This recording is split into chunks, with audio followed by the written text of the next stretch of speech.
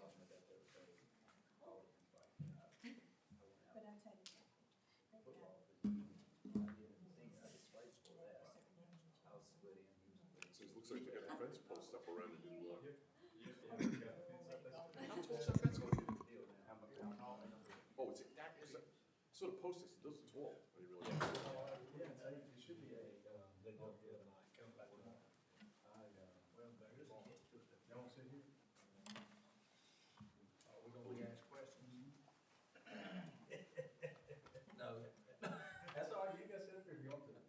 That's fine. Yeah, it should be an 8-foot fence, and, I think he said the fence would be done, maybe next week, a week after, and then they're gonna, I saw where, Sport Court Carolina's already planned the material, the court material.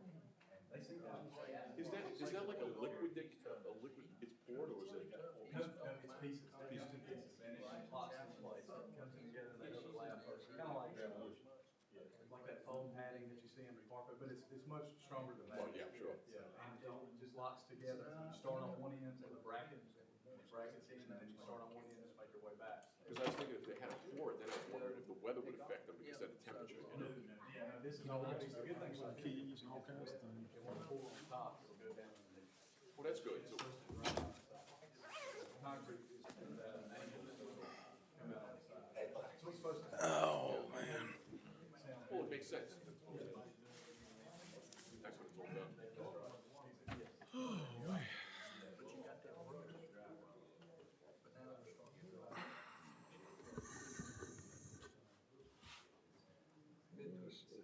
See here. Along the way.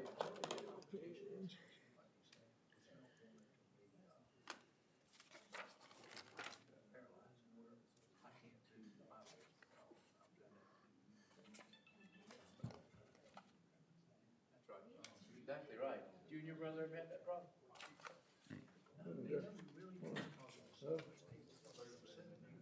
Oh, it never, that's. I done my his thing, and then when we got old, we played basketball together. Right, that tight. Yeah, that's what it was, 3 years difference. Steve and I were seven, so. We'll see. I don't know. What's up, Derek? How are you? Good. Good.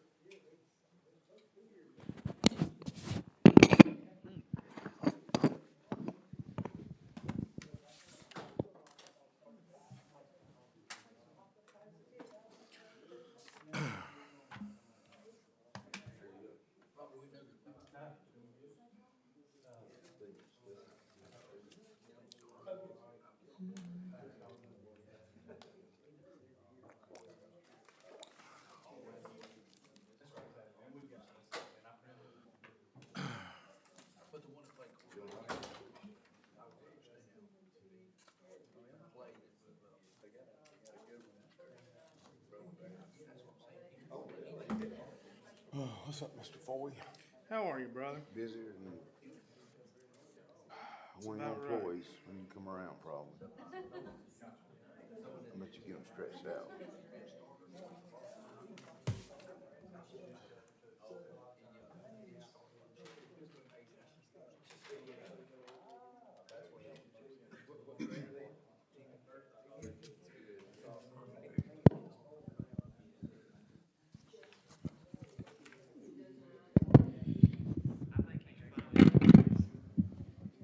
Bulls football game tomorrow night in Charlotte. And Saturday we're gonna leave for Maryland. He's got a game at 7:30 Sunday morning in Maryland. You driving back, Amber? Yeah, afterwards. I'm taking a couple other kids. 'Cause I don't know what I'm gonna do about them. I'm checking in one hotel and sneaking out the back door. Robbie, we all set? Guys, y'all ready? All righty, good evening, folks. Mayor Crawford is not able to be with us tonight. I'll go ahead and call this special called meeting to order. Today is Thursday, November 2nd, 2023, at 7 p.m. The purpose of tonight's special called meeting is to conduct a joint workshop between the North Carolina DOT and other project stakeholders for North Carolina DOT projects within the town of Stokesdale. Now, if you would, please stand and join me in the Pledge of Allegiance. I pledge allegiance To the flag of the United States of America and to the republic for which it stands, one nation, under God, indivisible, with liberty and justice for all.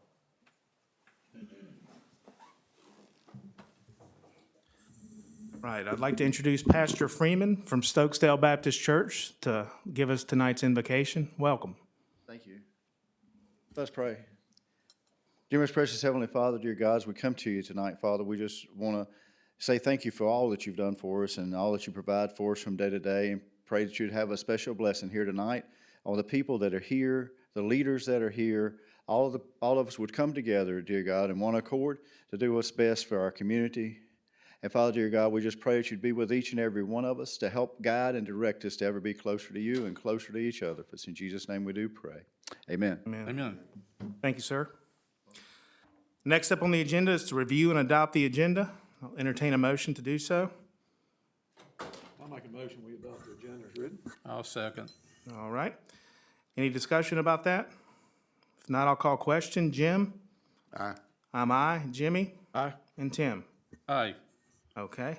Next up, we have citizens' comments from the floor.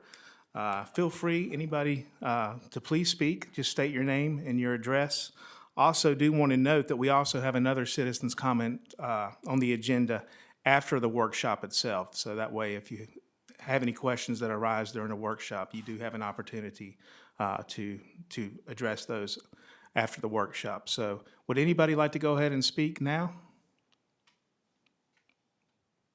All right. Is there anybody online that would like to speak? Are we on Zoom, Robbie? Okay. All right, we'll continue on and we'll go ahead and start the joint workshop. So without further ado, I'd like to welcome our guests tonight from the DOT, the MPO, and other organizations. If you could, please just do a brief introduction and then we'll go ahead and get going, please. My name's Chris Smitherman with the North Carolina Department of Transportation in Division 7. Okay.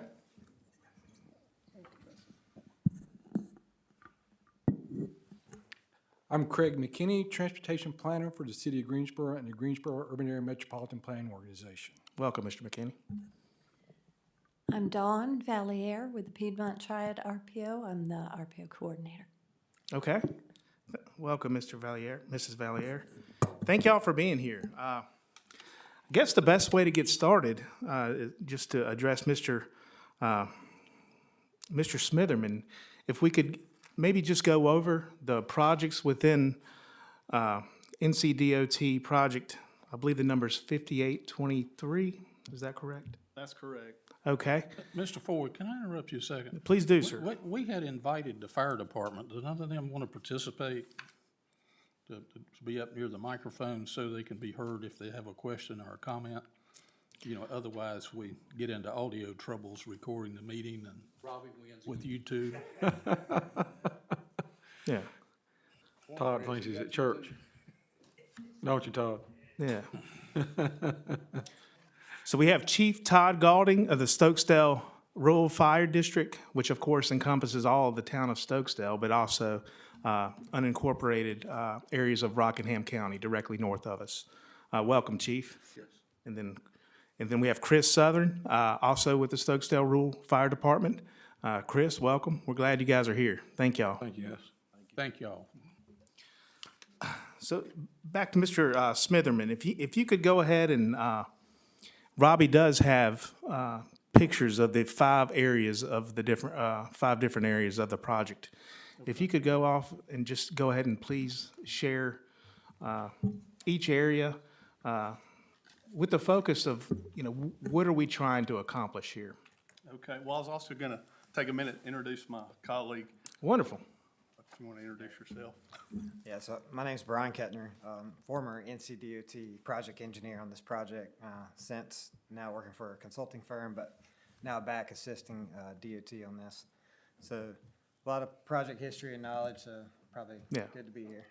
So I'd probably like to start and just go back a little bit and just kind of a little bit of history on the project. So back in 2021, no, February of 22, NCDOT, myself, the division engineer, and Bobby Norris, our district engineer, we came and gave a presentation about this project, about a couple other projects in the area. And at that time, the project was submitted by Guampo, the MPO, as a widen this corridor to a 4-lane divided.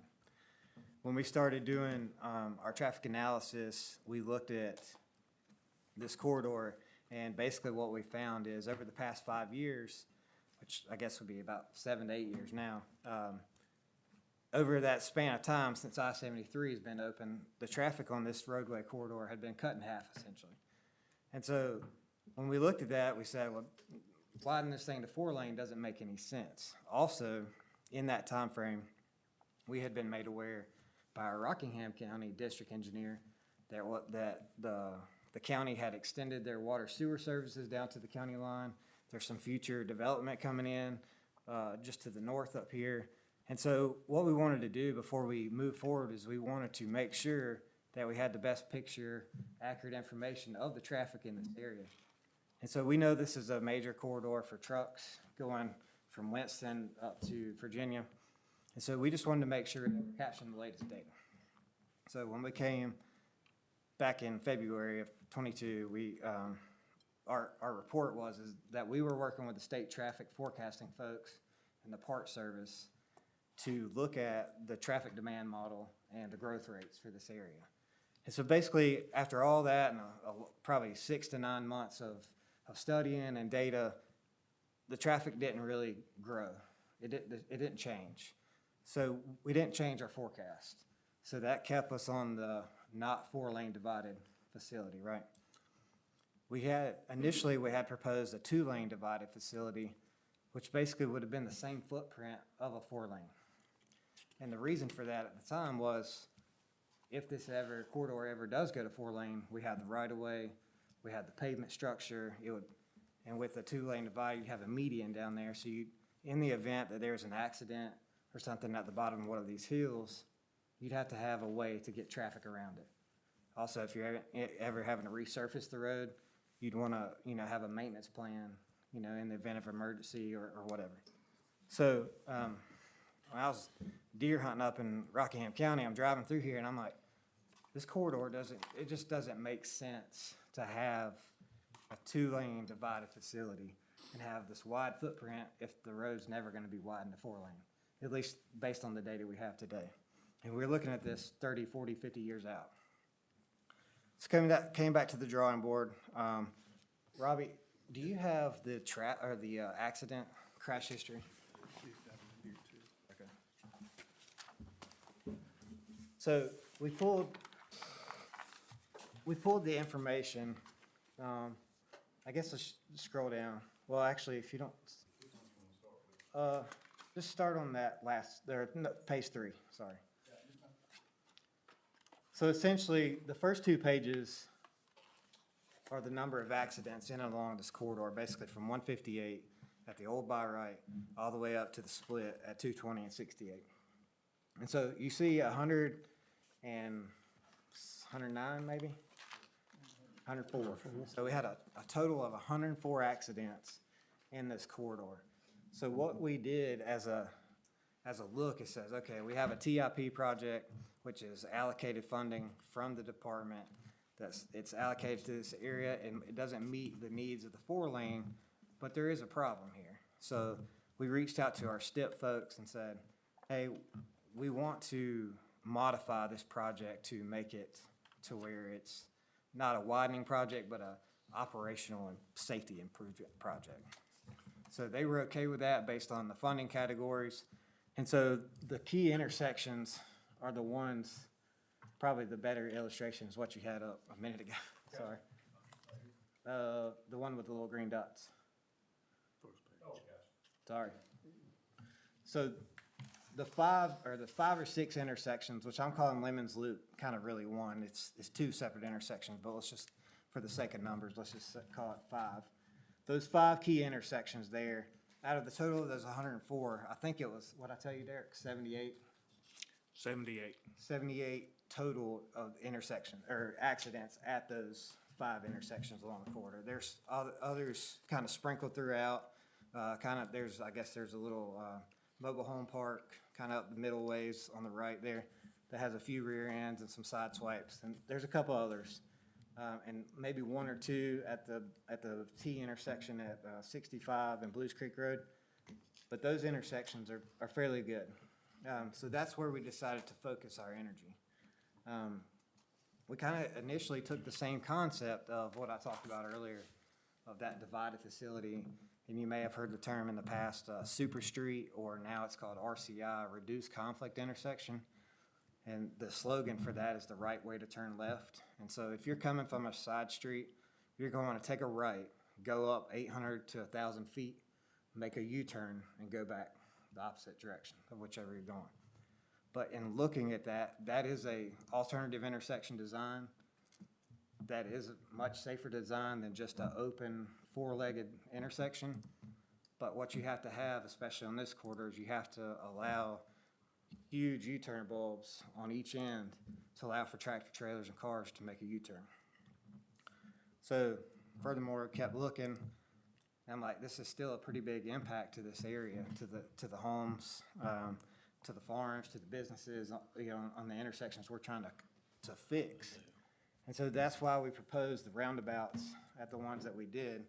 And also, in talking with maybe previous elected officials, there was concern of tractor trailers continuing to come down 68.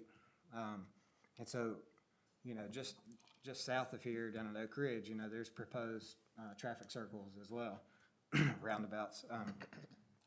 And the intent is for, one, they act as a calming device, traffic calming device. It slows the traffic down. So when the folks are coming off 220 and they're used to running 80 mile an hour, they're still running 80 mile an hour when they hit 68, right?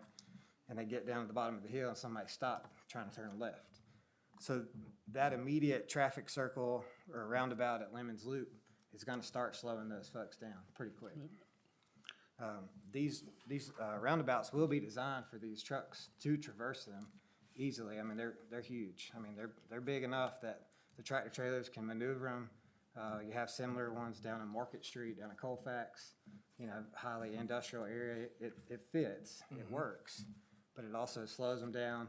It gets them recognizing, hey, I'm not on the interstate anymore. And then it kind of gets you into the town core at a slower, safer speed. And so also, it eliminates all the conflicts for the people trying to stop, turn left on a highly busy intersection or road corridor. And so that was the approach. So I think from between the time that we met last time in February of 22 to, I guess, a month or so, about 2 months ago at this point, there was a lot of back and forth with, like I said, updating traffic studies, making sure the traffic numbers were accurate, working and coordinating with the MPO and just saying, hey, this is what DOT thinks that is needed for this corridor. We can still get some benefit to the area, but not blow up the whole world with a 4-lane section. And so that's kind of how we got to where we are today. That's a pretty good snapshot. Mr. Kettner, if I may. Yes, sir. The three questions kind of come up here. Who do you currently work for? You work for a private company? Yes, sir. I work for a private company contracted back to the Department of Okay. Transportation. What's the name of that company?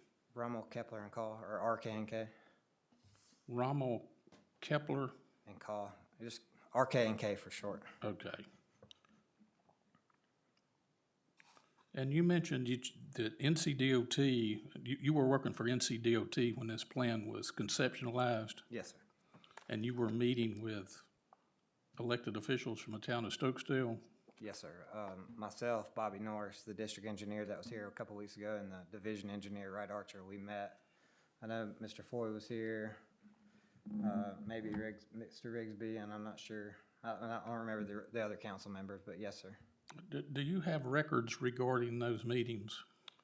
I would think the town of Stokesdale would, but I'm not sure. I mean, I have the presentation and I provided that. You're referring to the public meeting in February of 2022? I believe so, yes. Yes. So those are the only meetings you've had with the town of Stokesdale? Yes, sir.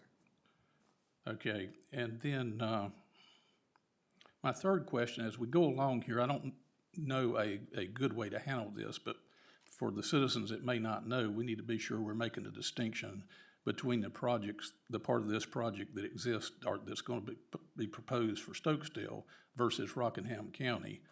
I don't want this board to be stepping on the toes of the Rockingham County Commissioners, and I don't want to confuse our citizens. You know, our mailing address goes up there, our fire department serves that area. Sure. But if, you know, for the record, if you would differentiate between what's in Stokesdale versus Rockingham County, that would be helpful. Okay, well, can you, can the council or the fire department kind of point us into what, you know, is excluded from that? 'Cause- The Rockingham County line is, Okay, so that's where, Lauren Road. yeah, it's hard to see on our maps over here. So at the 65, 68 intersection there at the winery, Yes, that'd be the last one. that, well, coming from north to south, yeah, that's where it starts, the town of Stokesdale. So- I think the project, that project site actually may split the county line. Okay, okay, yep. So we would talk about the realignment of that intersection, but not the roundabout at Lauren Road. I'm just saying that we can talk about it, but we might be getting out of bounds a little bit. And it's important for everybody to understand that we're Understand. talking about a project outside of the town of Stokesdale, which this board, you know, we pay attention to our surroundings, but there's nothing that, you know, we don't have any, Not in your jurisdiction, but as a whole, as a traveling public, as the folks in and around the Sure, area, sure. it's still important. And the funding, from the DOT standpoint and how we look at a project, that we look at as a whole. But we can definitely focus on the three intersections in question, you know, that kind of pertain to Stokesdale. whatever you think appropriate, we need to be sure that we're distinguishing between what's in Rockingham County versus what's in Stokesdale. Yes, sir, absolutely. And Mr. Kettner, thank you for that detailed introduction. I jotted down a couple things, that this project has been presented to the DOT as an operational safety improvement project. So this is more, the objective of this project, what you're trying to accomplish is to address safety concerns rather than traffic congestion. That's Is correct. that a true statement? Yeah, Okay. yeah, when you look at the traffic forecasting and what we call the capacity analysis, and so basically, you take a snapshot of what is here today. So you have X number of cars on the road today. Then you interpolate that and project that out over the next 30 years in our design year, because we don't want to spend the money on today's problems and not solve the future problems. Okay. Because you know, the way it takes to get things done, you know, in the government, you know, you have it's a process, right? So Sure. We're looking forward thinking.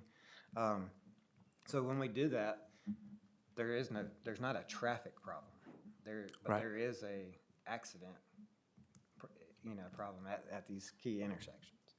And so Right. we've worked, as he said, it started out widening the multi-lanes, and as of this week, we've been working with our STIP unit to get the wording of the project description scaled to what we are actually doing Okay. out there. Wonderful. Just a nomenclature point, a roundabout and a traffic circle, those are different things in the eyes of the DOT. Is that correct? That is correct. Okay. And everything that's being talked about tonight under the umbrella of this project these are roundabouts? These are roundabouts, and so, you know, the state's been designing roundabouts several years now. We're getting better at it than we did when we first started. I actually Right. sit on a committee for roundabout design, and so we're, you know, discussing some of the concerns and things that we've heard from the public. But yeah, roundabout is designed to slow traffic down and to make that intersection safe for all users. Okay. And it does a pretty good job at There's data on the DOT website that says the total crashes from 30 roundabouts were studied were down 46%. Fatal and injury crashes were down 76%. Have you guys ever experienced where you implemented a roundabout and not received desired results? Maybe it went the other way? I am not aware of one. Okay. Each time that we've put this in, and lots of folks have different opinions. Sure. You know, some people love them, some people hate them, but they do accomplish the goal of slowing traffic down and minimizing the conflict points that occur at an intersection.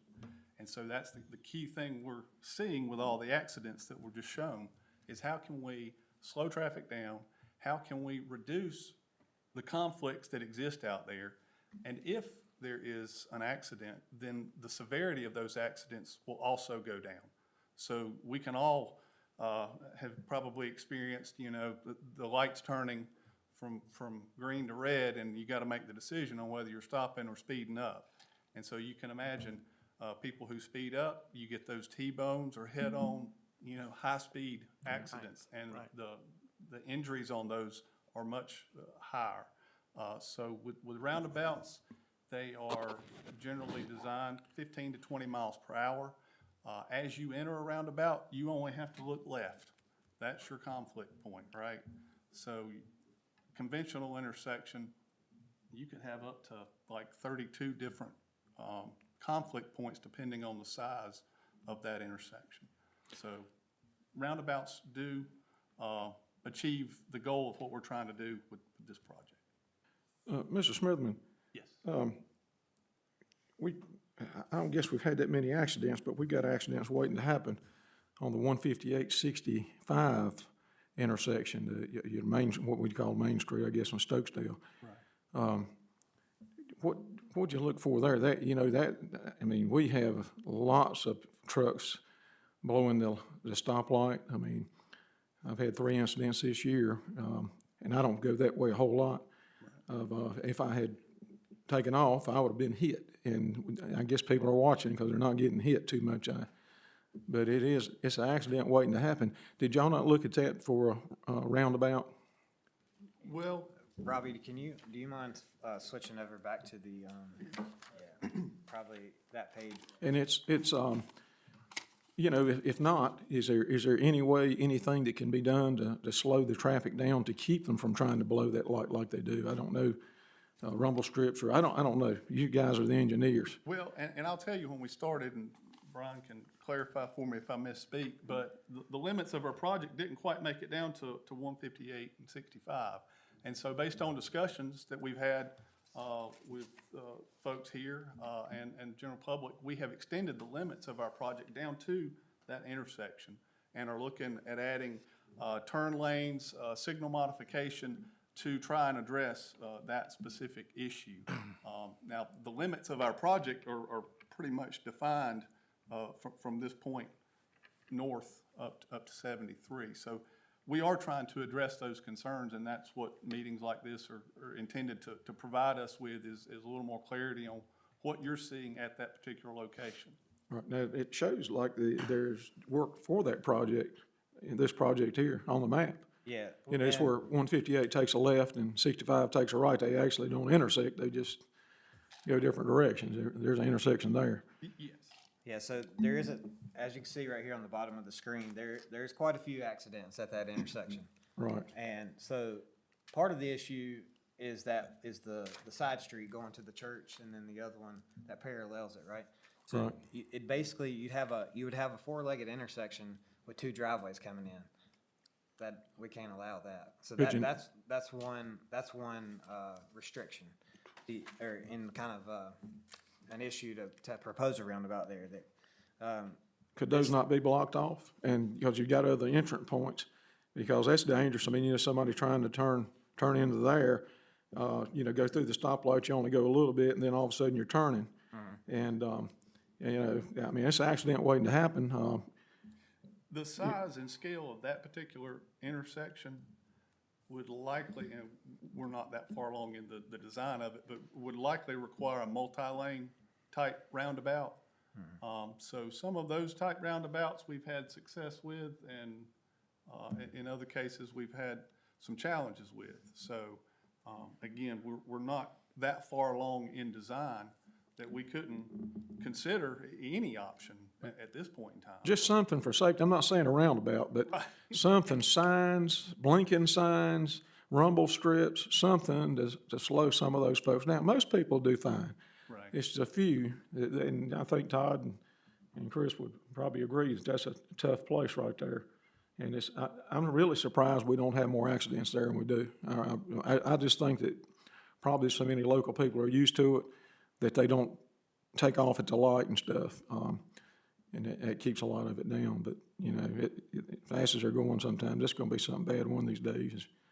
And that is what, you know, we will include with this project is, you know, we'll be looking at the signal design. We'll be looking at the striping and signing. And so all of that collectively will help address the accidents that we are seeing and try to prevent them. Well, I believe everybody on council would agree that, and probably most of the citizens out here that know about that area would say we need to do some, not, like I said, I'm not saying a roundabout, just something to make people aware, slow down and don't blow the light. Well, the one thing that's working in the benefit of this intersection specifically is the signal is already existing, right? Now, the issue is right now, there's not enough turn lanes and storage from all directions. And so you got a lot of folks fighting for the same real estate. And people are queued up, you know, if they're going 65 out towards Blues Creek, and they can't get around the folks that are trying to turn left to go west on 158. And so there are some of those improvements being proposed. Additional turn lanes, additional storage here, and like Mr. Chris said here, additional signal timing that would allow more green time for the folks turning, and then they would also be out of the way for the folks going straight. So you automatically gain some level of service, is what we call our capacity in that intersection. So that in and of itself makes it a safer area. But Mr. Smitherman and Mr. Kettner, I'd like to echo what Mr. Lander said. I have been here a long time. I've been driving these roads since I was 12 or 13, counting tractors. And, you know, it used to be a different world back then. Lots of tractors on the road, not so many cars. My, how times change. But I'm very familiar with that intersection, as I am all these around here. And what I see there a lot is the traffic from Walkertown, from Winston-Salem. You know, it has been traveling on a long stretch of road. It has, you know, it's used to moving along. And there's not really anything letting that traffic know, especially if they're not from the area, that there's a congested area ahead, that there's a signal ahead, that there's a little town up ahead. And so I often see trucks going through that red light followed by one or two cars at all hours. It's just dangerous. And so I think, I know at least two people anyway, I think a lot of the accidents at Ellisboro and 65 have been hit from that traffic that's traveling northbound from Walkertown, Winston-Salem. You know, I just got this traffic data that y'all provided and hadn't had a chance to delve into it too awfully deep. But that seems to be the traffic that's moving the fastest. Going the other direction, bound for Walkertown and Winston-Salem, you know, it's uphill. It's already passed through the little town of Stokesdale. It had to turn at 68 and 65. You know, it's had a chance to slow down a little bit. And then there's not so much truck traffic that is traveling between Blues Creek and Stokesdale, but that heavy truck traffic, you know, concerns me a great deal. You know, I was recently almost involved in an accident. I've told that story twice in a public meeting. I'm not going to do it again and bore everybody, but it kind of woke me up. I started studying traffic statistics, and I'm going to send these to council one of these days. So, no, I'm not making it up. But the last one, I was traveling with a friend from Charlotte this week. We saw a pretty bad accident, and we were talking about it, and looked it up on the CDC's website. There's an estimate out there of 1.34 million people that are killed in this world each year in travel-related accidents. 1.3. I mean, guys, you know, y'all are just as valuable as doctors out there saving lives. When you know, we got to get this right. And I'm just looking for an opportunity for Stokesdale to interface with y'all to make the best of what we have. You know, I don't think we can make a night or day difference, but I'm hoping we can pick some of the low-hanging fruit. And we're this council, the staff here, the citizens, you know, they're here every day. You know, anybody out there, you know, I want to give them an opportunity to be able to transmit an idea to y'all or an observation that maybe the rest of us have missed. And I think we are, you know, if the traffic increases coming through Stokesdale in the next 5 or 10 years, like it has in the last 5 or 10 years, you know, I don't know what we're gonna do. It concerns me when I'm hearing that the 158 bypass is being taken off the planning board. I don't have a strong opinion about where it should be one way or the other, but in my mind, I had been counting on that to relieve the traffic, you know, transiting through the area and kind of be that safety valve. And if it's not gonna happen, and then I look and see these traffic circles being built, okay, that indicates to me that NCDOT doesn't plan to make any other changes to that 65, 68 route that, you know, going north. Then the only place left for that traffic to go is right through the middle of Stokesdale, down Main Street. And that brings up its own set of problems. And so I just think that, you know, we need to be talking about these things, you know, this current council, you know, somewhere down the road, you know, a few cycles, another council may be on another path, but I just think it's something that we need to be at least discussing to the extent possible. And that's one of the reasons why I have been talking about this with folks, and I know I've spoken with representatives from Stokesdale Christian Church and Stokesdale Baptist Church about, you know, the troubles that they're having getting out in the road, or the cautions that they give to their congregation members not to, those types of things for those two little stub roads. You know, I hate to see a road closed anywhere because it takes away the options that people have, but yet at the same time, anybody trying to make a left turn out of one of those roads during peak hours is taking their life into their own hands there. And so I wanted to make sure that I transmitted my thoughts about that to you. So I have a question, if you would. Would there be any reasonable chance with the development of the northern loop in Forsyth County to maybe decertify that 158 from an STAA route and take it back to a 60-foot limitation? That would be a discussion I'd have to have with our division and our traffic office. Because if you look at the map, you know, now they have an option of that, they could go, you know, they can cross 158, but it's not that far of a jump back to 73 on 40. So, I mean, I think with that additional loop coming in, I think that would, I know it's a shortcut for them to go at 158, but it's not that much more of a shortcut any longer. And I think that would help a lot with some of the truck traffic. Now, we still get the doubles. I saw a set of doubles today sitting north, sitting in Oak Ridge, you know. Now, hopefully I personally have met with several companies and explained to them that is not, and I've personally stopped several set of doubles coming through Stokesdale. But, you know, new drivers, new companies, you can only do what you can do. Just a thought, just looking at the map and the improvement around us, if that would eliminate some of the truck traffic, if we would, and then maybe update some of the, you know, the major, like Google Maps and stuff to reroute them off of 158. So keeping, because 158 is designated right through, which is essentially your main street. Yeah. That's what's driving, I would suspect, those folks following that route that you mentioned. Mm-hmm. So I can see that as a definite concern. And, you know, I would say that that's certainly a good conversation that we should have, you know, and I'm not a truck route expert by any but yeah, we can continue that conversation. Because I'm sure Forsyth would probably echo the same concerns. You know, if we can get them off of all of 158 from Business 40 all the way up, that would eliminate not only our concerns, but a lot of Forsyth's concerns and Walkertown's concerns. Right. Just something to think about with the new bypasses and our stuff. You know, they have more access now to get around. Yeah, and that was a lot of what, you know, this particular project, of course, it got caught up in COVID, and we're still coming out of the effects of that.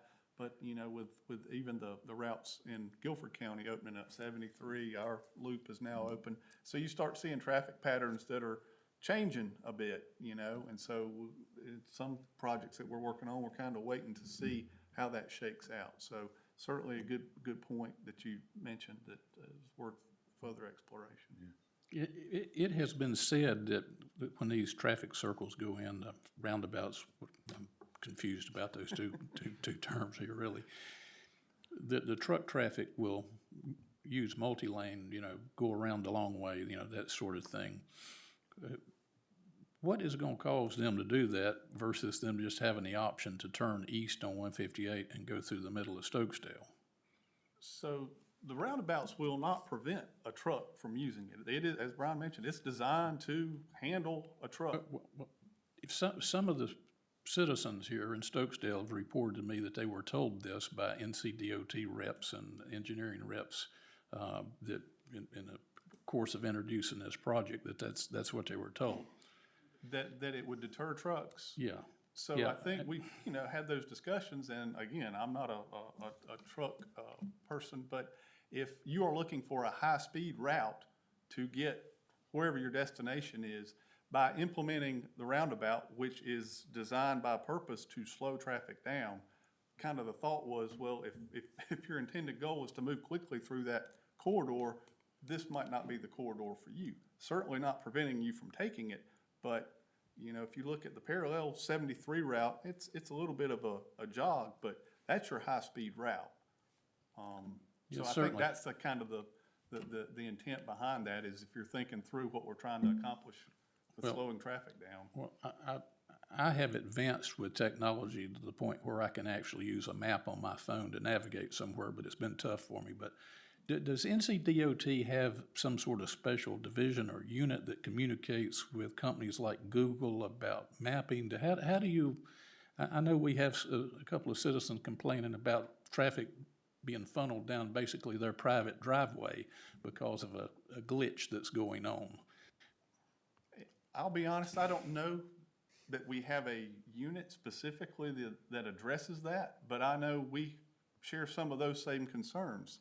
Some other project that we have worked on and have terminated the roadway, truckers, travelers are still finding their way through whatever app they're using basically to a dead-end road. Not in this area, but I've seen that, and I'm wondering, well, how, you know, do they get that updated mapping information? We're requested all the time for updated plans and things like that. So I don't have a good answer for you on how they get all that information, but all of our information is uploaded and available, you know, for public consumption. But I could certainly look into it a little deeper.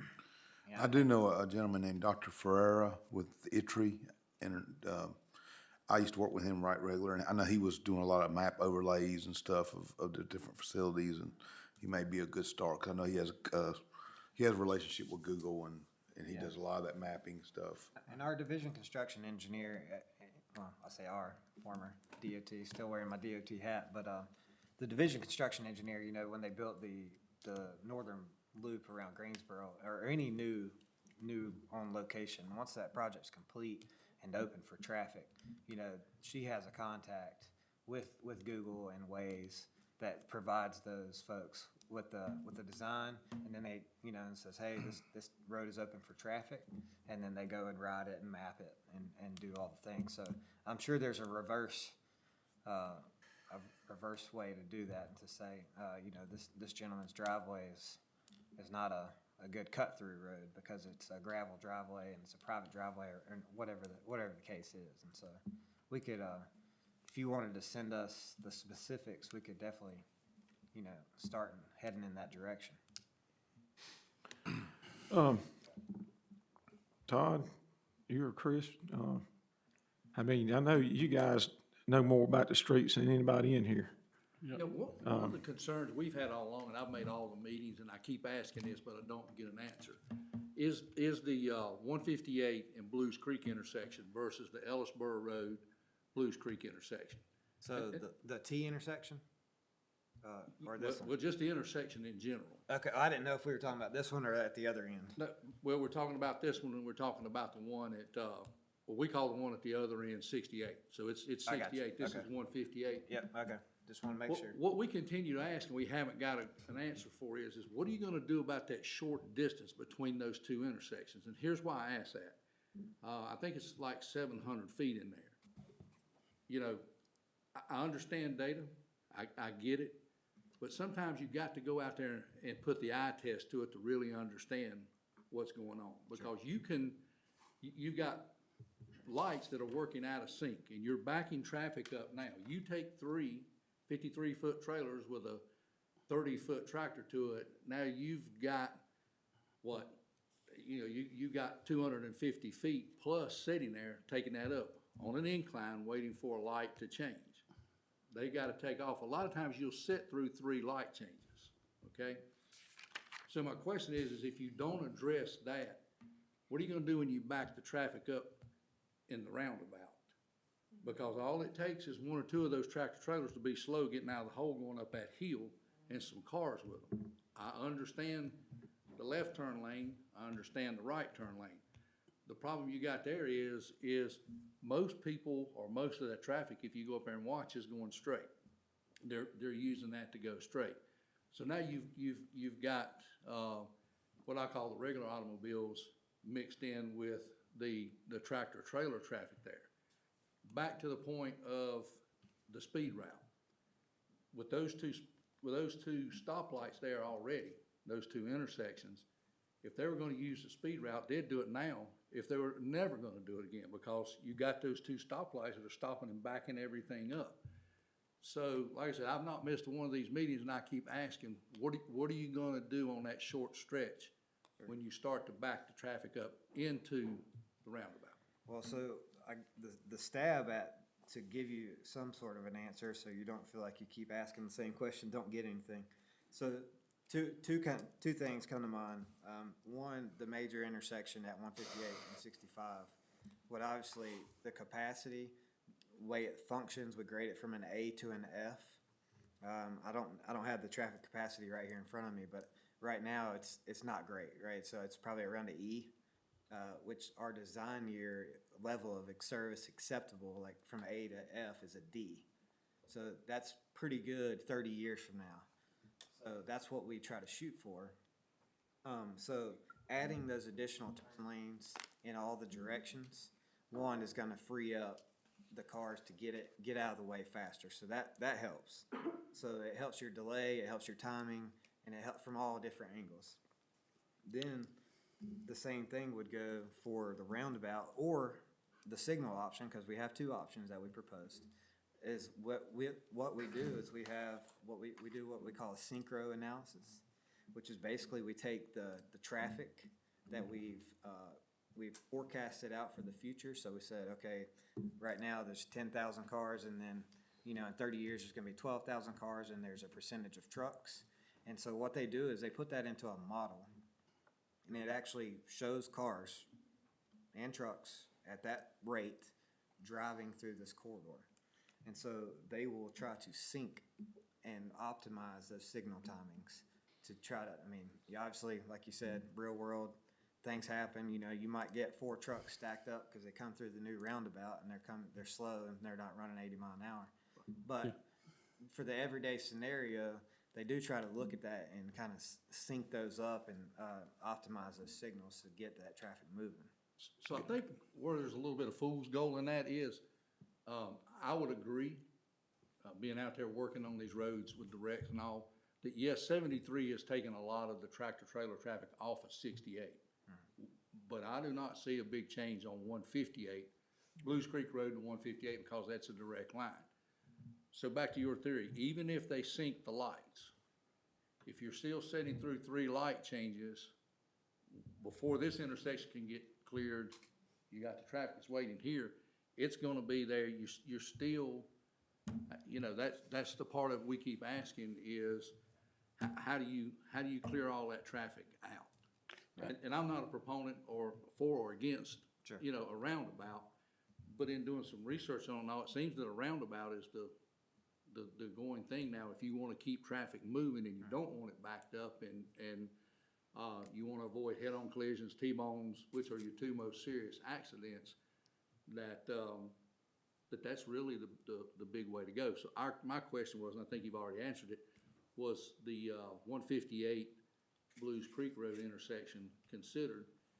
And if not, then what are you gonna do for the backup now to the roundabout that is considered? Yeah. And guys, I think that Chief Golden's 200% right. I have the exact same concern. I basically kind of see it there every day.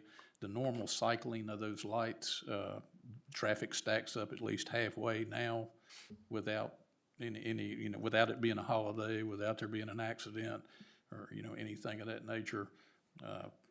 Maybe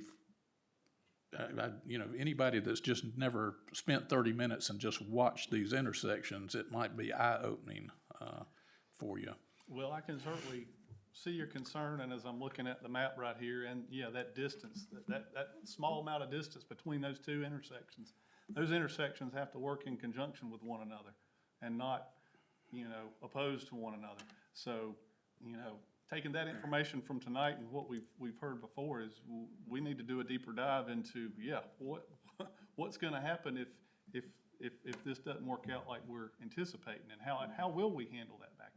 Perfectly good We're question. afraid if you clean that intersection up, the reason, in my opinion, is not as many accidents there as it is this because they're turning left and right, and it's got that traffic slowed down. You free that intersection up, that Walkertown traffic is still gonna be running 80 mile an hour going down to the bottom of the hill to that roundabout. Because now they don't have to wait for the car to turn right.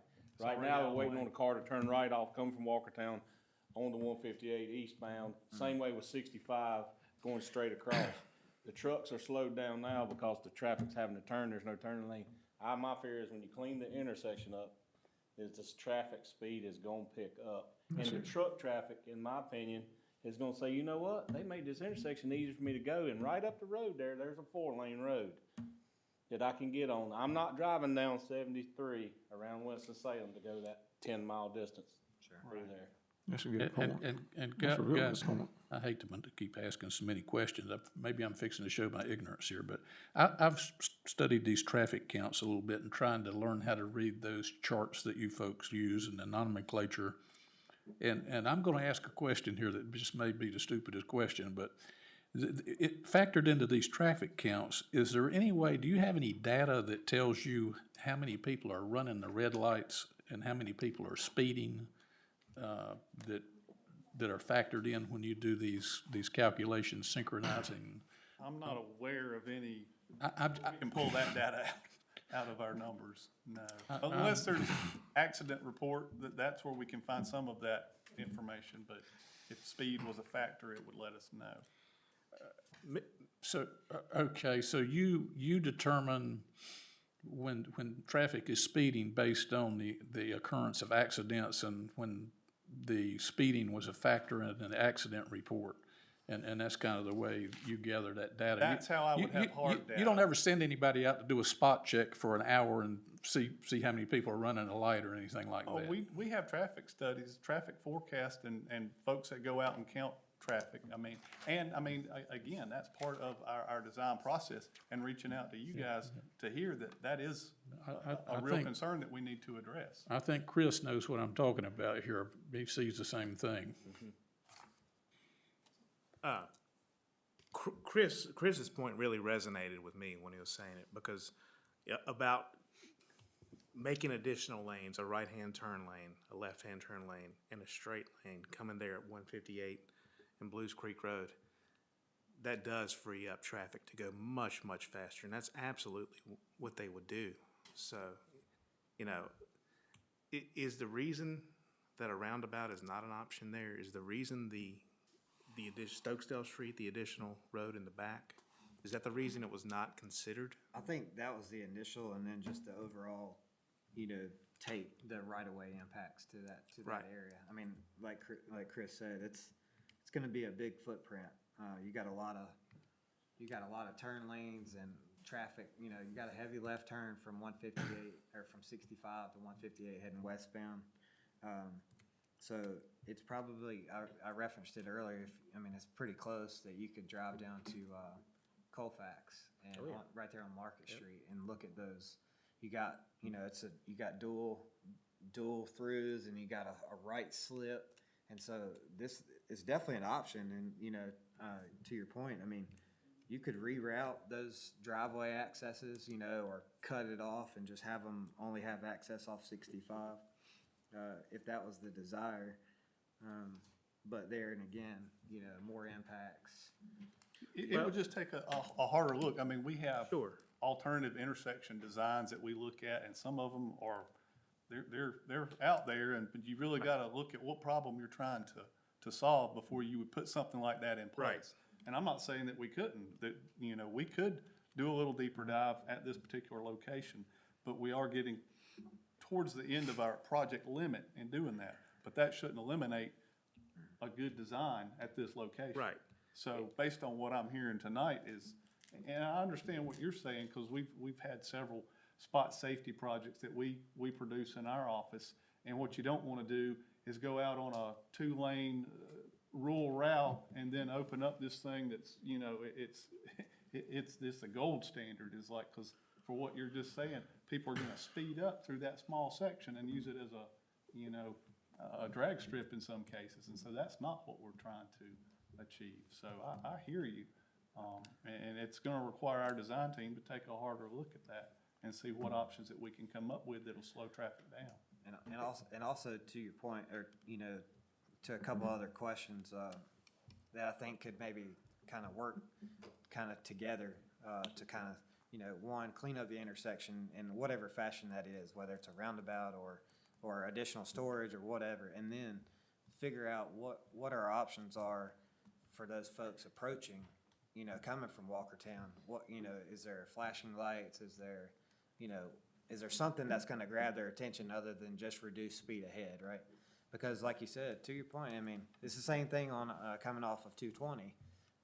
When they're coming off 220 and they hit that roundabout at Lemons Loop, there's going to have to be some really good signing there, and it's going to have to be flashing roundabout ahead, really grabbing their attention. So it could be the same thing and kind of working together. And then also, if the truck routes could be updated to where, you get that truck route out of the town core, the combination of those things, could really make a big impact. And so, I think we're not to that point yet, but this is the perfect opportunity to, I'm jotting them down, got action items to leave here with.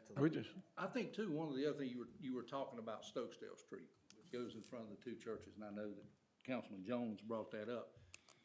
Nobody wants to have to close the street, but just let me give you this scenario that we see happen. Okay. So if there is a wreck at that intersection there, most people are getting it off of GPS or Google. They swing out and try to take a tractor trailer down Stokesdale Street, okay? DOT, y'all replace stop signs, street signs, where they drag them and they tear them down, all right? So that's a problem there. But if you go down even further, and we talked to them at the last meeting about what are you gonna do in these stretches here if you have a major incident, right? Or even a minor incident, and it takes a while. And they said, well, we'll use Vaughn Street, okay? Well, Vaughn Street, this is just my opinion, okay, is not a good option either for a couple of reasons. First of all, you don't have a wide enough turn coming out. Second of all, their GPS is probably gonna take them right across 158 to Stokesdale Street. So if they've got 80 feet, they pull straight across, they got Stokesdale Street blocked, they've got the cutoff blocked, and they've still got 27 foot of trailer sticking out in 158 with nowhere to go. And they're backing up, pulling up, backing up, pulling up. We know this happened. We had a hazmat incident, and they sent them up Newberry Street and Vaughn Street. And I think over the next week, DOT had to replace all the stop signs, all the street signs where they were tearing them down. But that's just it's a tough place, and I don't know that it's a really good answer. You can look at Lester Road, but there again, you're talking about something that's tight, trying to turn on if they know that and they come around the other way. So, I'm not sure what the end answer needs to be, but I think if you're talking about that, you gotta look at that whole thing, those intersections. I think you almost gotta back all the way down to 68 and Blues Creek and start looking there. Do we put signage there? Do we put a signboard that says, continue straight, road closed, something like that to get that message out? Just a thought. Good idea. Is a signboard, like you suggested, is that realistic to implement? Like a warning sign board? You know, or maybe wreck ahead, use 68, or, you know. Yeah, are we talking about emergency situations? You know? I believe so, yeah. Yeah, I mean, yeah, I think that's you know, when we were looking at the 2-lane divided, you know, part of that was if we were to move forward with something of that nature, we were gonna have to develop some sort of emergency type of situational plan, maintenance traffic plan. And so if that's something that you guys, you know, constantly see that's an issue, I mean, you know, I think our traffic folks, our traffic department, you know, that's kind of their specialty. They can work with you guys to kind of develop, you know, we have our county maintenance folks that can, you know, bring those out and, you know, kind of coordinate and assist as needed. I wasn't talking about bringing one out. I was talking about something permanently, man. Oh, But by the time you wait 2 hours, and I'm not knocking, I know you have to call people in, but by the time you wait 2 hours, you got 30 tractor trailers backed up bumper to bumper down through there, and all them's going, where do I go? Now, we let the Highway Patrol and Sheriff's Department deal with that question, but they're still there. You know. The permanent signs that you're talking about, that would be a different discussion. Those are DMS signs. You'll see them on the interstates, and they give messages and like that. And I'm not a sign expert, but I know that if you put those signs out there, and overabundance or it loses its effectiveness, which is why you don't see things on them all the time, right? Because it just becomes a part of the background. So it's a discussion again. Our signing group, signal group. I don't know what the alternative would be, because from 68 Blues Creek Road up to Ellisboro Road and Blues Creek Road, you've only got 2 outlets, and that's Newberry Street, which goes through a residential neighborhood, or you've got Lester Road, which tractor trailer can't make that turn there. So, you know, when you're in there, you're in there. Yeah, understood. Guys, we have a worksheet that me and the town clerk created here. I hope everybody got a chance to take a look at it. And the reason I bring it up is, I know it's not part of the project we're talking about here, but you folks do work for NCDOT.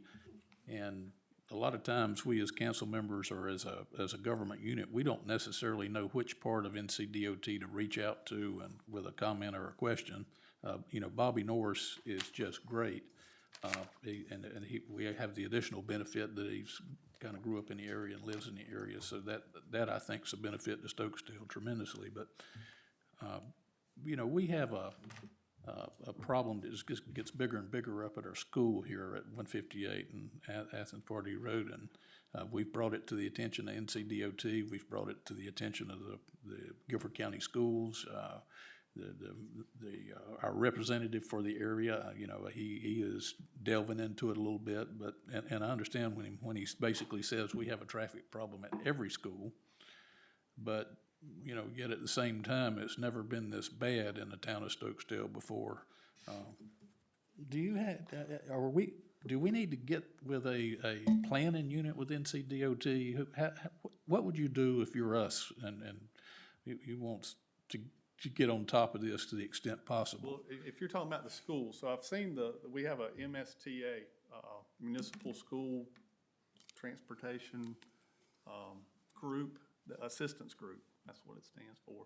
And so I believe I've seen a document where they've looked and evaluated what infrastructure changes could be made as far as the flow of traffic around that. I haven't delved too deeply into that report, but that's where you would start with a specific issue like that. Can you make sure you get our town clerk in touch with those folks, somehow share that contact information? Right, and they would work in conjunction with our district office, so Bobby is the right contact for that in this area. Yeah, so earlier this week, maybe yesterday, we provided the latest TIA, that was done by Davenport for the school. And basically, the latest information is that there's two options that the Guilford County has to pick from, and there has to be site improvements done on the school's property. And so until they do that and make that decision, Yeah. it's kind of standstill. Mr. Kettner, Yes, sir. TIA, Traffic impact analysis. I'm sorry. okay, but, you know, Yes, yeah, thank you for asking, yes, sorry. Traffic impact analysis, so basically it shows what the issues are with the proposed plan or, existing. And so, we provided that to Mr. Robbie to kind of distribute to the whole council. yeah, and if you'll forgive the analogy to us, sometimes it feels like NCDOT points at Guilford County Schools, and the Guilford County Schools points at NCDOT, and our citizens come down here and say, why aren't y'all doing something? And we're kind of. Yep, I understand. So I've seen that plan, I've met with the school system over that, and you're right. I mean, it was done in like 2019, and it's just sitting there, so, but all that aside, is there any other options, like maybe getting traffic on the 158, like off Angel Purdue, maybe a stoplight that's, pressure sensitive or something that could help the flow, or a time stoplight that would help the flow, getting the traffic out? 'Cause especially the ones turning left there. So I think, in order to put a signal, it has to meet signal warrants, and, we would have to do traffic counts and things of that nature. Mr. Foy asked me to pull the accident history at Angel Purdue and Athens and 158. And so over the past 5 years, there's only been two accidents, personal property, in that. So, what sometimes may be a perceived issue, sometimes it's not actually an issue. So if that's something that the town would like DOT to look into, if that is a warranted area for a signal, we could definitely do that. That would be our traffic department. And so we can pass along the message, that the town would like to evaluate the signal there, if that's something that you guys would like. Well, and I would also, bring in our MPO partners here. As you guys are seeing these transportation issues in your community, reaching out to them to discuss those needs. A lot of time what we face is the funding issue, right? We can identify all kinds of needs, but it's getting them actually funded. So that would be a place to start as well. Okay. And that gets us engaged. We're both parts of that MPO organization. And so that would put it on both our radars to work towards an end to those issues that you're seeing here. Mr. McKinney, could you tell our citizens what you do, what the MPO is and what it does?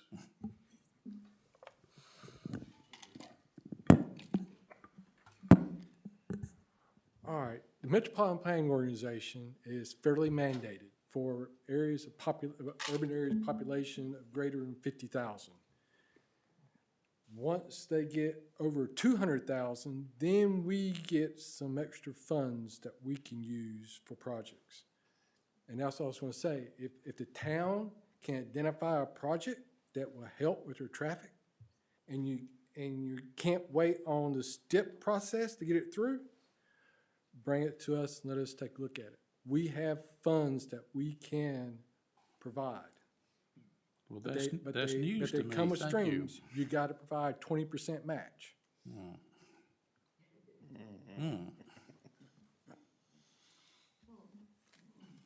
So going back what the NPO does, we do the long-range planning with, like we're talking about with future traffic for NC 68 and future traffic for 158. We work with PART on the traffic demand model, and we use that to forecast projects out into the future. And just like NCDOT does, we do that as well. And that's how we come up with, recently we sent requests out to all the towns to tell us what projects you needed, because we put together a list of projects to go through the NCDOT's prioritization process. And it's a scoring system to get projects into the state's transportation improvement program. The one question, I know I try to read your minutes and track that a little bit. Time doesn't permit me to get too far into that sometimes, but I know that you folks voted late spring, I think, to continue R 5823, which is the project that we're speaking about here, until January 24 or beyond in order to get federal funds for it. And then, so it was a surprise to us when NCDOT popped up at the 1st of September asking for meeting space and then presented this plan at the end of September to council and the citizens. All right. And What we have to do, we have our Metropolitan Transportation Improvement Program, or the MTIP, and then you got the State Transportation Improvement Program, or the STIP. Those two documents have to match. So when we get information from NCDOT that, oh, we need to update our MTIP, that's what we do to get that funding so it lines up. Because, like I said, the feds are going to look, and if those two documents have to match in order for those funds to make their way through the system. And oftentimes, we'll update our document before the state does. too many needs and not enough money, I guess, is the constant problem. Robbie, what's the map we're supposed to be voting on? Is it, we voting on it next meeting? The, Collector Street map? No, we pulled that. You pulled it completely? Just because there's still discussion going on between MPO and, DOT about the 158 bypass. Okay, that's what I was gonna ask. I figured Mr. McKinney might know something about the 158 bypass. So what could you enlighten us on? Well, we're hearing that NCDOT is thinking about, I guess the best way is pull the plug on the project. And I would think that would start with this. now, what I have been told we can do is for your collector street plan, we can take the line off of your thoroughfare collector street plan. But in our planning documents, our long-range planning document and our comprehensive transportation plan, we'll still show the project so that the environmental document for the overall project, because this also affects 2 sections in Forsyth County, Right. that document stays valid. Now, I know the project coming off of I-40, it was a go, right? They're working on doing that. What about the section B? Are they want to do that up to Anthony Road? No, they want to cut back to Kernersville, something. Yeah, Okay, is that still just the section A? that's B. That's in the B section, so they're not gonna complete the B section to Anthony Road. Yeah, I think they're getting close to right-of-way on it, aren't they? That's what I was thinking. Yeah. So when you say pull the plug, you mean forever? So, Or just forever for us, cause my 40, 50 years, you know? so a little bit. So yeah, the A is, they're buying right away, they're moving utilities, you can drive down through there and you can see some things happen. The B section, was intended to go to Anthony Road. And so part of the environmental process is you look at logical termini, right?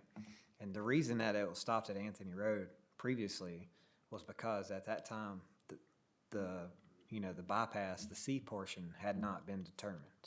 In 2018, the NCDOT in Division 9, because they're managing the project as a whole, they have to look at the effects of the entire project from A, B, and C. The Corps, the federal government, the FHWA, they look everything. You can't piecemeal things based on impacts. So you have to kind of do a big umbrella to cover the whole thing. And so in 2018, they signed the document stated that the northern bypass would be the alternative based on public comment. But the reason that we're saying that we're not necessarily saying that it should be canned, but when we're looking at our traffic data based on our latest information that we've done, updated the traffic model, in 30, 40, 50 years, there's no traffic to justify that project. And so what you have is you have a line on a map showing, and we're having meetings and we're talking about, well, what's the deal with the northern bypass? Well, right now, there's no need for it. It's not funded. So if you have, citizens that are concerned, and they feel landlocked or they're scared to develop or whatever that case is, then since it was an MPO project submittal, it's not up to DOT to take it off. It's on the long-range plan for this area. And so that's kind of the driving factor as to, does it get taken off or does it not? But that starts here because it wasn't developed as a project by NCDOT. It was a collective with council and the MPO. Right, so Mr. McKinney, what you're saying is that we can actually take that off on our collector street plan to where, is that what you're saying?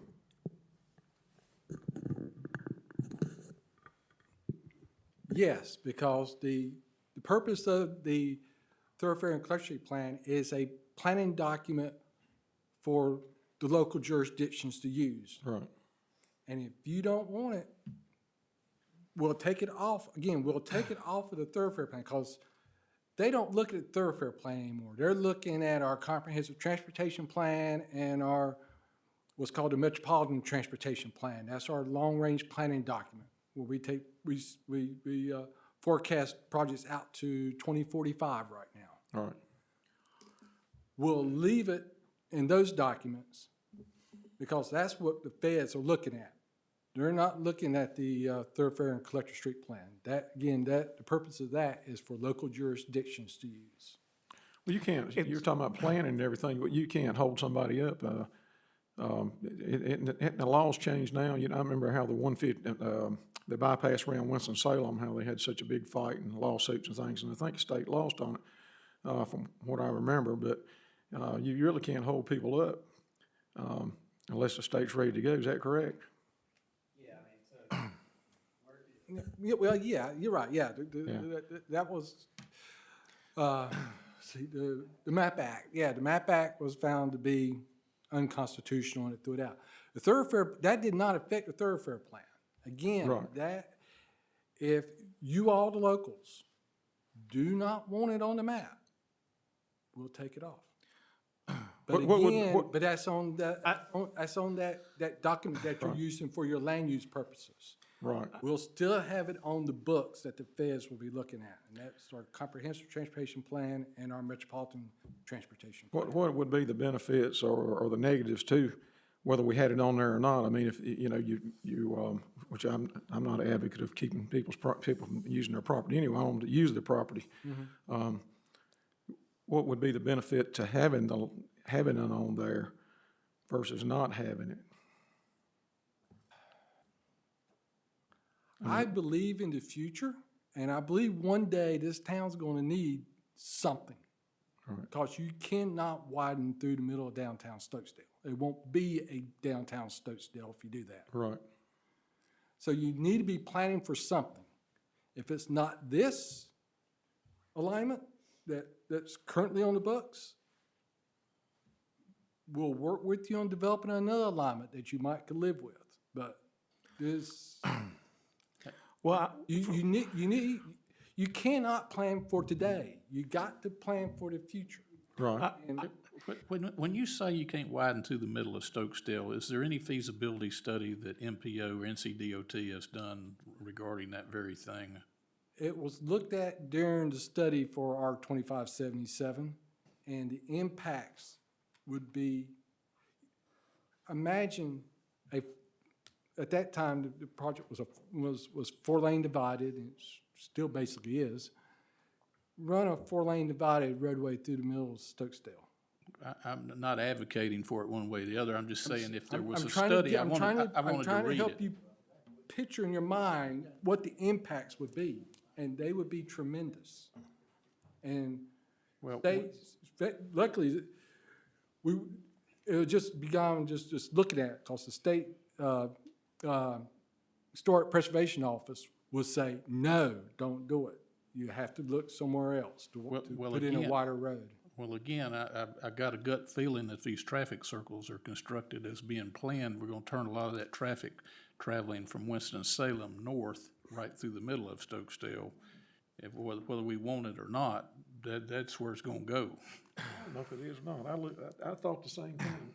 Well, I started looking at the map because they still gotta go up and turn right and it's further. So I don't know. I mean, if the things are big enough for trucks to go around, I don't know. I don't know if it will. I thought the same thing. Well, I'm not thinking about that. I'm just thinking about, I live closer to Reedsville, and I'm seeing how Reedsville is growing. They are very slowly growing. They're bringing in more employment, and employment is what's going to increase traffic. yeah, and I'm just saying if there was documentation that had already been completed, I'd be interested in looking at it regarding that. I'd never want to see a 4-lane come through Stokesdale. I'd probably go out there and lay down in the middle of the road and try to stop the bulldozer. You know, that would destroy, the town would be destroyed, it'd be over, we might as well call it something else. You know, But you need to be thinking about something for that future traffic.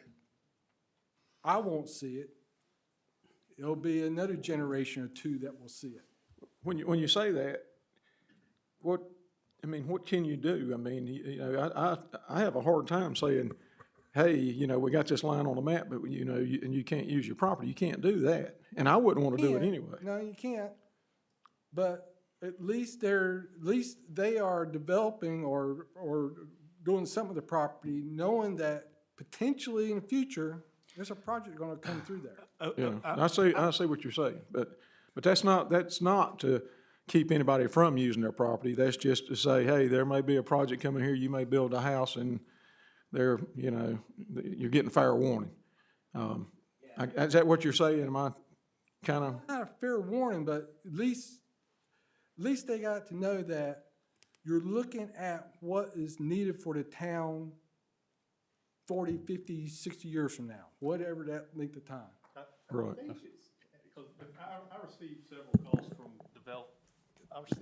several calls from developers and landowners about that specific project. And so I have to tell them, I was like, yes, it's on the CTP, it's on the NTP, it is out there. It was, I guess, decided that the northern route was the selected route. I don't have the whole history on it, but I think what it does is for developers or future, you know, folks who have interest in this area, it gives them a framework to start working from. Right. But I have to tell them, like, as far as DOT is concerned, it's not funded. We are not working on it. We are not designing anything at this point in time. But it all starts, I guess, at the local level in conjunction with the MPO. Right. As far as whether that's the alignment that you need or you don't need. It's not for us to say. Right. I know the whole town's been dealing with that. In fact, I think I was 20-some years old when they started talking about 73 possibly going through Stokesdale and around Stokesdale School and a big intersection where I live. And then after they stopped that, decided to go the other way. The next thing you know, you got 158 bypass coming. And they had the one line that got moved south, and then there's 4, you know, it was all, I mean, the whole town was taken over. But Encouraging anybody Yeah. not to do what they want to do Yeah. with their property, but they have to see this. It's out there. It's public information. I'm just trying to get Yeah, a well- feel of, because I know we've got to do a map, we got to vote on a map, so we've got to, just, you know, and you guys are experts, so. Well, I want to clarify that, you know, the difference between map acts, like in Winston and what happened in Raleigh and I-540, there was a lien put on folks' property. They couldn't do anything with it. Right. They couldn't sell it, you know, they couldn't develop it, they couldn't do anything. They were locked. That's not what's happening here. But there is a line on a map that shows that there is a potential. So if you have somebody that wants to buy a 100-acre tract of land around here and put, you know, a neighborhood on it, that's something they have to consider. And then they have to disclose it to the potential, you know, homeowners. And so it's not in the best interest of the developer probably to, you know, buy this and invest in this land that has a potential line that may not come to fruition. So it's really, do you want to save the corridor by having the line there? And, you know, maybe somebody develops it, maybe they don't because they, you know, there's a high risk to them.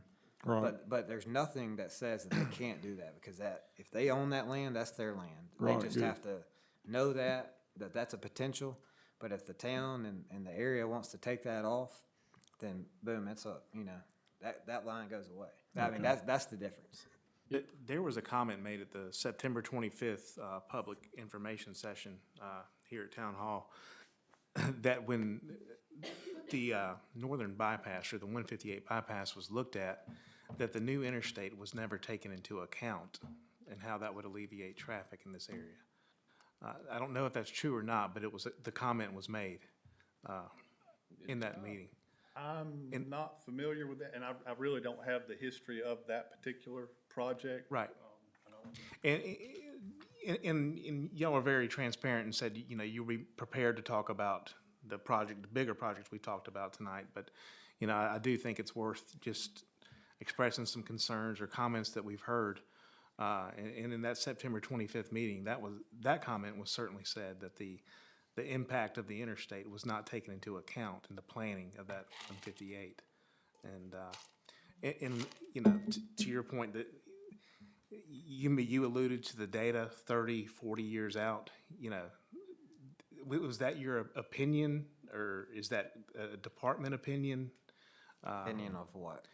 Just that it wouldn't be needed based off in 30 or 40 years based off that data. And excuse me if I'm not capturing what you said correctly. Well, I don't, you know, facts are facts and opinions are opinions. So I think the data shows that, you know, based on our growth rate and our model and our traffic demand model and, you know, to the latest information that we have and our standard practices of forecasting that out over the next 30 years, it's not even close. It doesn't even come close to a 4-lane divided. The traffic's just not there. Are you specifying? Well, I'm saying for our project. R5823. Yes. I'm talking about the northern bypass You're right talking now. about the northern bypass. Well, I would assume if the NC 68 corridor doesn't have the traffic for a 4-lane divided facility, based on our numbers, that it wouldn't warrant a bypass as well. Well, I want to say, keep one thing in mind. I-73 is north-south. US 58 runs east-west. Right. Yeah. No, I'm just struggling with different information. I'm hearing what you're saying and looking into the future, long range, and I'm also hearing, you know, that it's not needed 25, 30 years in the future. How far do we need to go out? I mean, are you suggesting 100 years? Or The loop around Greensboro showed up on a map in the early 60s. the Painter Boulevard? Yeah. You're right. So- You're right. Well, we've had lines on maps, like I said, since I was in my 20s. Yeah. I mean, it was a line coming right through here at one time. I think you was involved in that, moving that line. Randy Jones, Yeah, we looked at one, run south and Randall Jones. you left here and you went down south and come through us. I wanted to get you for that, you know, but you know, I mean, it is what it is.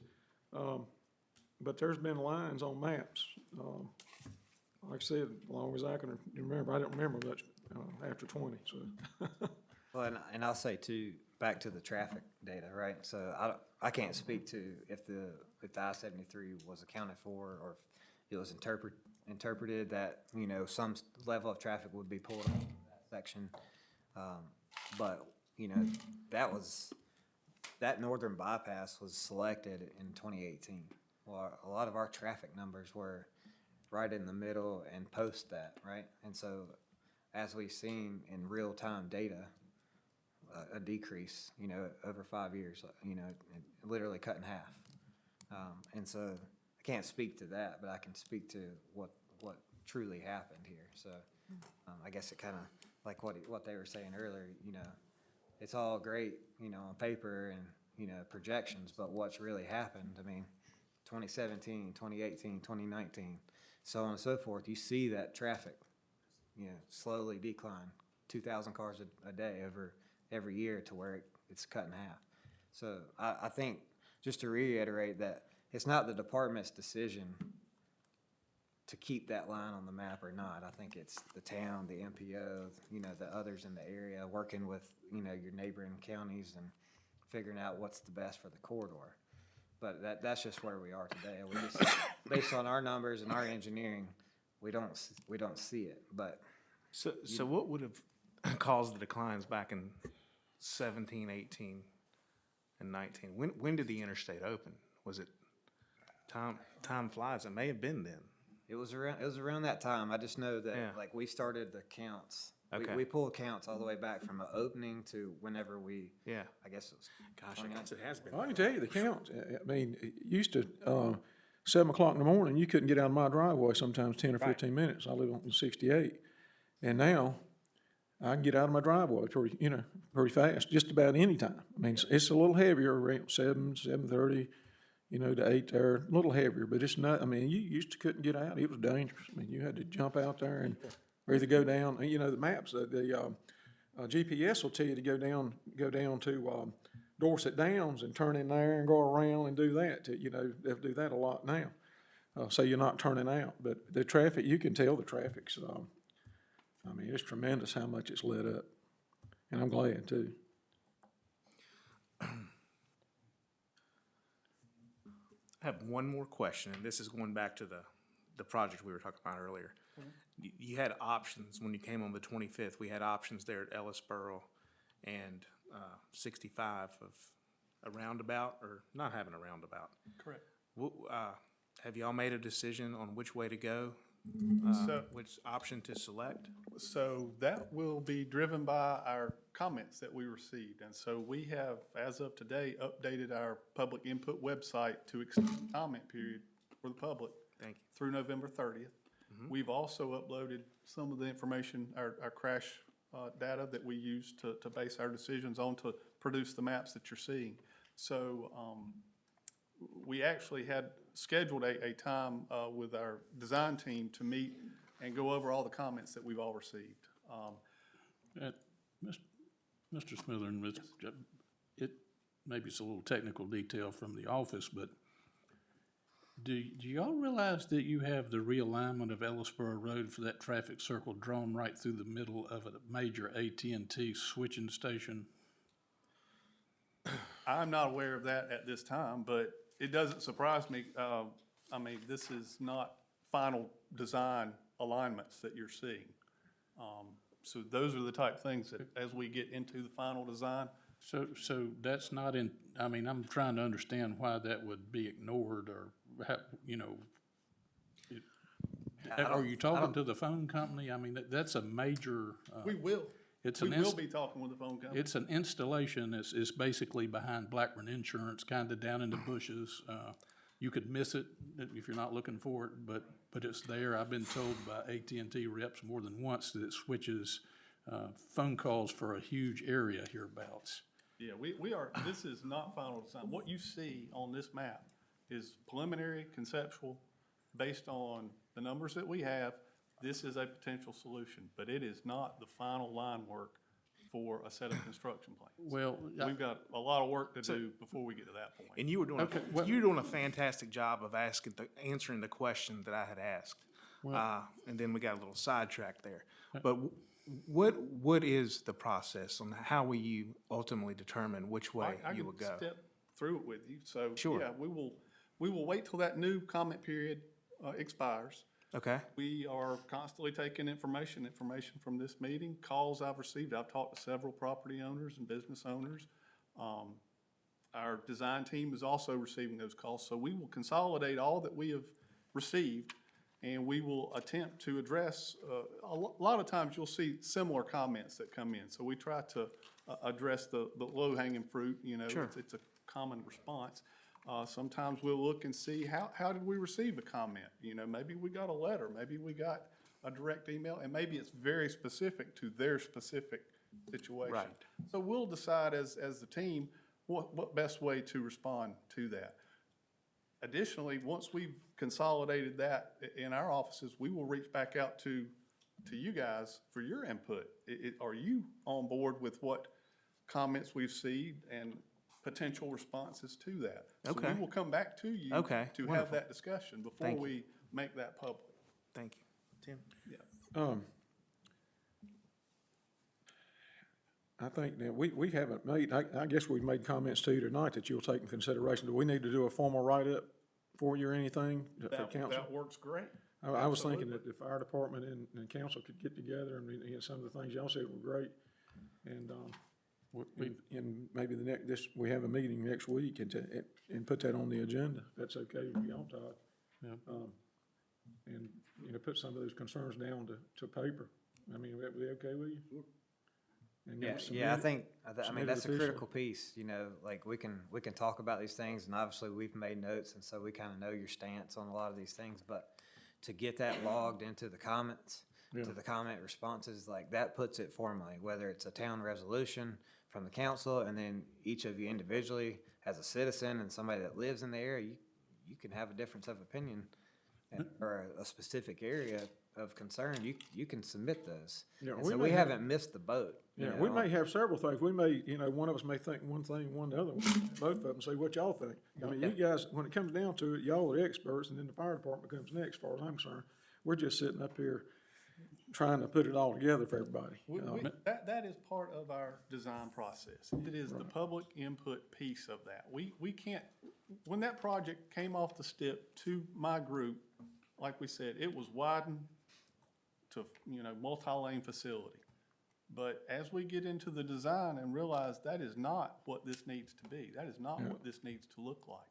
Likewise, as we make these meetings here, we want that input. And as Brian mentioned, collectively, the town of Stokesdale may have one position on this particular project, but individually, you may have different, and that's perfectly fine. We want to take all of that and produce the best project that we can together, not, us in one area and you guys in another. We want all this to kind of work together from your comprehensive transportation plan that you're working with the MPO to develop their MTP, and I may misspeak on how all of that works because I'm not a planner, I'm a designer. But we want all this to be, delivered as a team, together. So all your comments are valuable. You can like it, you can hate it.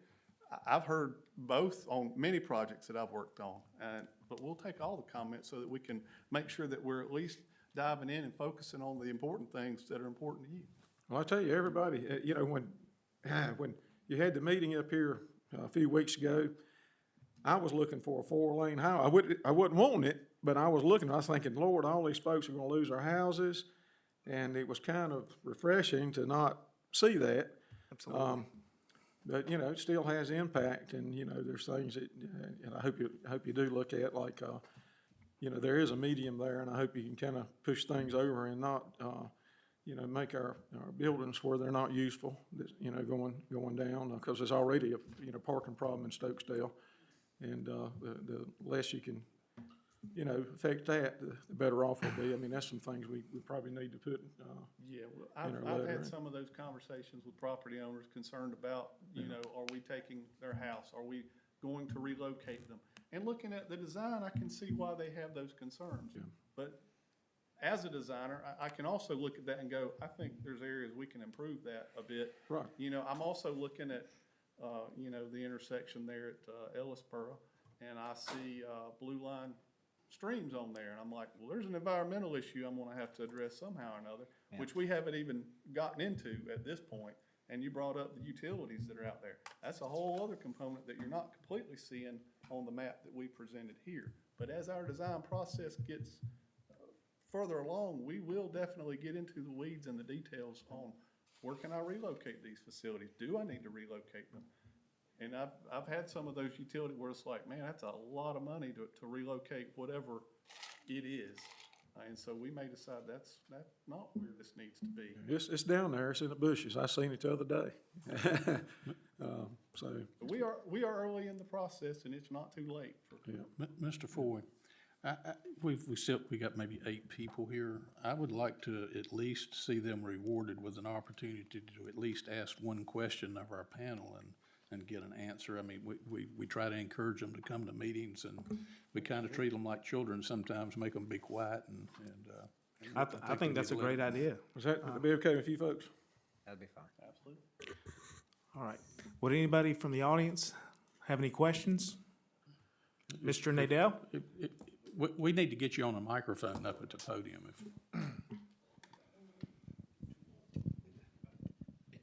Oh, thank you. I'm Mark Nadell, 8211 Wendy Gale Drive. You had a couple of questions. One, I was curious, we talk about traffic. I know Councilman Jones talks about it, and Councilman Rigby says the same thing. We're concerned always about the traffic flow of trucks through the area. And I live right off 68 in Marshall Woods, and since we moved in 2017, it's dramatically improved, but the truck traffic's still crazy. Is there any possibility of making that a non-through commercial route? In other words, local deliveries only, and forcing the truck drivers, because once this information gets out to the GPS systems and all that, it will not take them through these routes because they're following whatever it is. I don't know if that's something possible, but that may eliminate a lot of the issues. I think one of the intersections you were talking about, Councilman Jones, Landis was talking about, was the coming into that 158-65 section. And I saw a terrible motorcycle accident there a couple of years ago, and it's a terrible situation. And I know Councilman Jones is there in that area, and his accidents are all the time. And these trucks just blind, you can't see anything. So I wonder if there's any way of eliminating commercial through traffic and forcing them to stay on 73 and use the main roads. I don't know if that's something that can be looked at. I think, I want to say 2 years ago, there was conversations that were had about this exact thing, and to your point earlier, I don't recall the specifics. I didn't really want to speak to them, but I do know that it was discussed with our regional traffic engineer.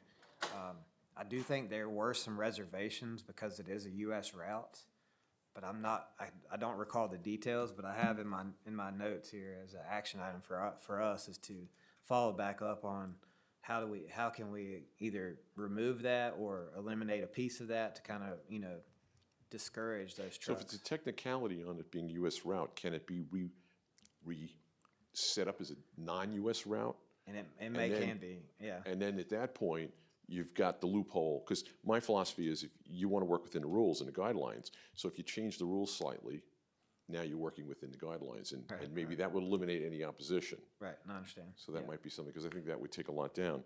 The other question I have. Mr. Nadell, let me just catch up on one thing.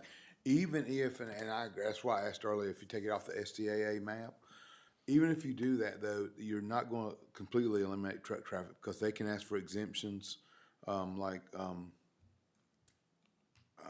lot of the doubles had exemptions in Kernersville, it only applies to certain companies, like because they're on that side of the track or whatever. So there will always be some traffic there based on location of companies and also other things. So just wanted to give you a little background on how that works. It might take and it's a chunk of it away. It's a multitude of public hearings and then I'm not throwing shade on DOT, but the poor guy on the side of the road, it's a job to look up and see if that road's restricted or not, and it's just a long list of each individual restriction on that road, and you have to read it, and it's from this point to this point is restricted, and so ultimately, it would be great, but it's a long road to go down. But the short answer, that's really not in Brian or my purview. Right. But it's certainly something like he said, that will be an action item for us to follow on. I mean, that would be something maybe 20 years down the road, who knows, How does this work? How could this work? Is it possible? The other question I have, I was just curious about. I know that many people are against speed cameras, for whatever reason. Okay, we were just lucky enough to get a electronic speed sign on Main Street area, which I think is great. I wonder if there's a possibility of doing that, and to go along with that, if we could do that, could we collect the revenue? In other words, would it be a possibility that if we, say for example, if the DOT allows us to, let's say, invest in putting up a speed camera, and we now can collect the revenue, is there a process for us to do something like that? Because the investment in it would be great, because once you start doing that, that's going to slow traffic down when people start getting tickets. Speed cameras? Right. I'll be honest, I don't know the legality of it, and I would have to defer that. Because I know North Carolina has been putting them in all over North Carolina. Okay. So I know in New York they banned them, for some constitutional reason. Right. But North Carolina, I noticed, in a lot of the Charlotte, Raleigh, there's cameras that are showing up. And I know because I got a ticket recently in Raleigh for speeding. Okay, I got a camera ticket. So, and I tried to see if it was legit, and there's no way around it. It's legal in North Carolina. So I'm just thinking it's a great revenue stream for us. So now some people may think it's not a good idea, but it would slow traffic down. The town attorney investigate that, Yeah. I don't have That's just kind of knowledge how that works. Well, I know out of the ordinary. Greensboro's going to institute speed cameras in school zones. That's a great idea. That's the only place you. Yeah, that's a great idea. Mr. Nadell, there was a question from the floor. Oh. This gentleman back here.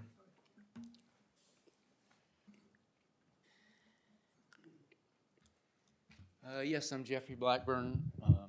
Blackburn Insurance, my brother and I are owners. We're on this map. But appreciate you guys trying to operate under with safety in mind. Just a quick observation from where we are, and I look at these maps and I really don't know what they say about our business, and it looks like the easement maybe comes out to about the middle of our driveway or our sign. But just a little observation in terms of the turn lanes that you're anticipating on each side of that intersection down at the old by right, that 158-65.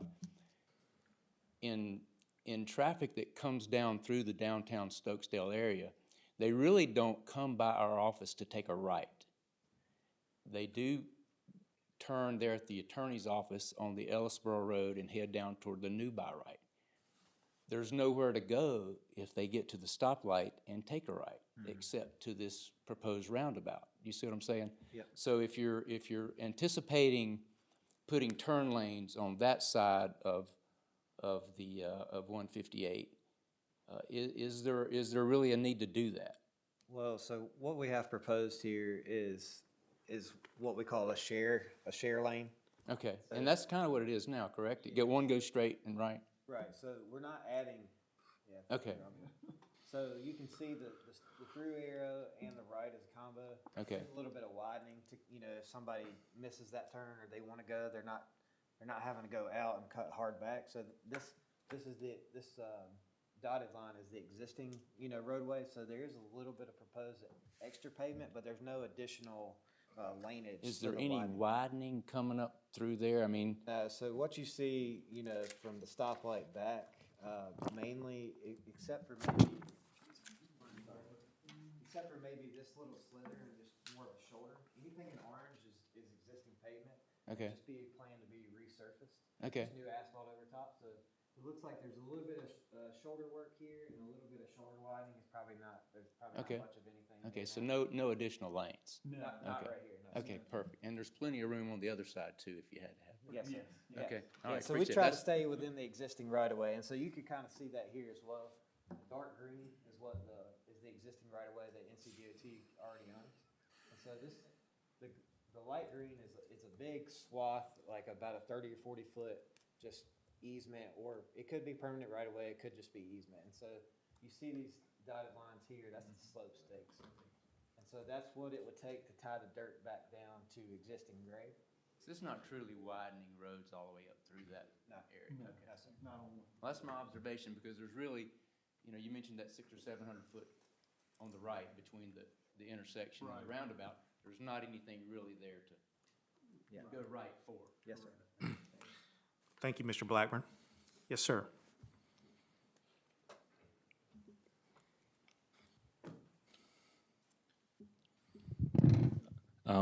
Curtis Gentry, 8110 Blues Creek Road. And full disclosure, I'm also an alternate member of the Town Planning Board. So been part of these conversations a little bit as I've been hearing about them over the last few months. So 8110 Blues Creek Road, my house is back east from where the proposed roundabout would be. About 3 or 4 houses back away from the by right. So yeah, you can just about see me on the map there, a little more to the east if you go. Right. Go, yeah, come back, show more of this. Yeah, there we go. So yeah, we've been there since 2009, so about 14 and a half years. Haven't been driving these roads as long as Councilman Jones, but been here for a while. I've had to replace about 3 or 4 mailboxes over the years, not from kids with baseball bats, but just from accidents. So we had a tractor trailer in our front yard at one point, and that was not fun. We were here when the hazmat accident happened not too far back on the other side of our road, and I believe there was a fatal accident. That may have been the same one with a truck driver, sadly. I know the first 3 rules of real estate are location, location, location, and I'm a big boy and I understand that there are consequences for where I decided to buy my house, so good and bad. So, not complaining about what I'm dealing with, but it's a straight stretch of road from there back east to 68. And sometimes at 3 a.m. in the morning on a Saturday or a Friday night, you'll hear the muscle cars get revved up, motorcycles get revved up. And then just about any time, you'll hear the Jake brakes on the big 18-wheelers approaching where that roundabout's proposed. Because even though that stretch of 65 is labeled 35 miles an hour, nobody pays attention to that. I take my life in my own hands every time I cross the street to get to my mailbox. It's a very narrow shoulder, and people just don't observe the speed limit. So I would just like to maybe propose a comment / question, that anything that can be done to help encourage people to obey the speed limit from by right back to 68 would greatly be appreciated. It's a residential stretch. By right is really the only business on that corner up there, and up until a couple years ago, that wasn't even there. So it was all houses going back to 68. So appreciate what Mr. Nadell said earlier about, restricting truck traffic. That might be something I'd like to see looked at in more detail, but I also understand it's a state highway, so it may have some limitations in terms of what can be done there. But yeah, at times it can be really quiet and peaceful out there, and at other times it's just like Grand Central. And it would really be nice. I think my main concern is the speed limit, so maybe I'll put this to the council as well, that it would be nice to have more law enforcement presence out there. I don't know if there's anything can be done with the county sheriff's deputy or anything along those lines, but would really love to see more in the way of enforcement of that 35-mile-an-hour speed limit. So that's my question or comment. Thank you. Thank you. Are there any other questions or comments? Yes, sir.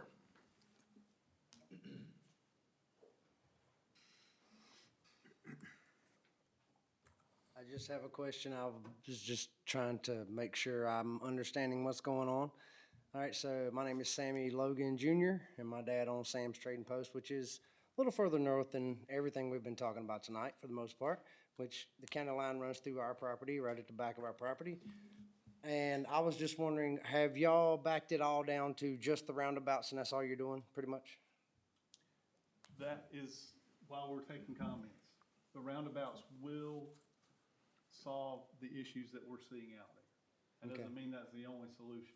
Okay. So that's why we want to hear from. Well, I was just wondering, like that intersection right there, I guess I'm asking a selfish question, because that's our business, but, the 65 intersection, is anything gonna be going on there, or pretty much not, or? Robbie, can you switch over to the next sheet? So that intersection with 65 and 68, Yeah. the geometrics on that are not good. And so, if you're pulling up there and you're having to look, you got sight distance issues both ways. One, you're looking over your shoulder. I believe there's a crest hill. Yep. There you go. On the southern end, So there's the existing 65, 68 split, right? At your that's us father's right property. This is it right here, correct? Yes, sir. So what we've proposed currently is to kind of realign that into more of a 90-degree instead of, looking back over your shoulder, trying to, make that angle, because there are crash issues there, right? So what we proposed here is kind of a dead end, kind of cul-de-sac to access the winery. Okay. And your father could, easily access his business there. And so kind of finding this little undeveloped piece of land right here to kind of realign that intersection is what's proposed with the Yeah. turn lane here. And Is, so, does that, mess with the watershed that's back there, or? it's possible. I mean, we'll have to, you know, those, like, so Chris is, you know, what Chris was talking about earlier, so there, you can see that, that little bit of wetland area. So, you know, that design may need to be tweaked. We also, what I talked about earlier, you know, when we look at these projects, we have to look at impacts holistically, not just this intersection specifically. It'd be the whole project. Yes, sir. And so, it may be that if there's no other option to avoid it, and we feel like this is what we need to do for the safety, there are mitigation factors that we can do. So if we had to fill that wetland in, we have to create a wetland area somewhere else. Okay. And All right, so is the orange the existing road? yes, What is the yellow? that is new proposed. So that yellow there that you see is a new proposed turn lane in Okay. existing DOT right away. So The that's, light green would be, a new right of way or new easement for DOT. yeah, so that's gonna knock out like half our parking lot. I was just curious. Well, and so, Well, so the parking lot's here, correct? No, it runs down the whole side of the building. Okay. Yeah, and we So- actually, you mind if I step to your In the TV? dark green, yeah, no, in the dark green, that's all existing right away. We actually changed tires right there. right. You know, and there's 3 foot of gravel past, there's 3 foot of gravel past where we changed tires, 4 foot maybe. Okay, I take that back, maybe it's 8 foot, enough for one car pull up. Right. And so this turning lane is starting way back here, so it's gonna cut in.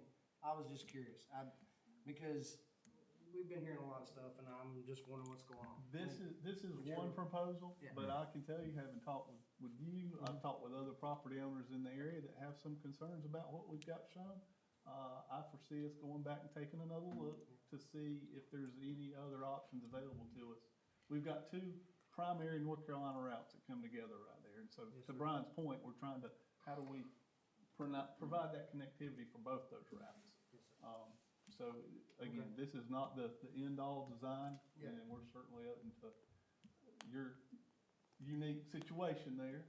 We've had several, projects that, you know, you've been doing business there for a number of years. Well, I mean, that's really not as important, but I was just curious as what is going on, you know? Right. Because I heard that everything was different than, you know, just doing roundabouts, and that's why I wanted to ask, just to make sure that, I mean, this is what we seen the last meeting, or whatever. Yeah, Meet and greet. The map hasn't changed. Okay, The map hasn't changed at all this right, point. so as far as right now, the plan's the same, Correct. all right, that's all I We, want to know. we haven't had that, again, as I mentioned earlier, we've extended the comment period through the end of this month. Yes, sir. And we'll come back together and start, you know, taking a look at those comments and how we can address each one. If possible, in some situations, you know, we can't accommodate all the requests. Yeah, But oh we yeah, try. I understand that, but, okay, that's what I need to know, thank you. Yes, sir. Thank you, sir. Thank you. Are there any additional questions for the panel? Yes, sir, Mr. Freeman. Darrell Freeman, Stokesdale Baptist Church, 8411 Stokesdale Street. On the intersection, well, I got a comment and a question. But on the Stokesdale Street and 158 intersection, just wanted to go on record, I'm a proponent of closing Stokesdale Street at that end and terminating it. Okay. Because there is so many close calls and it's just so difficult to get out. So, I mean, that, to me, that shouldn't be, I mean, what's on the map should be just close it and be done with it. The question I have is concerning the accident report and data that you presented. Yes. What period of time was that over? That was, so those accidents were 2015 to 2019, I believe.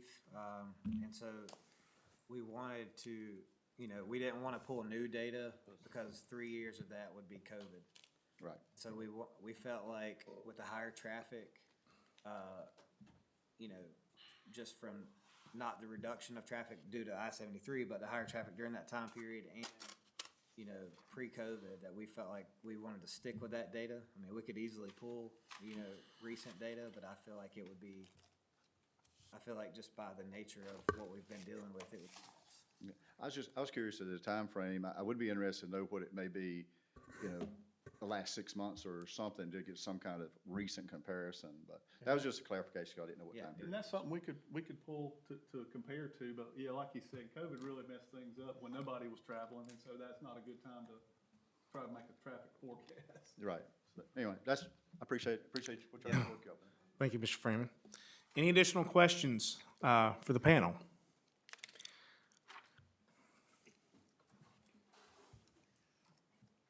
Yes, good evening.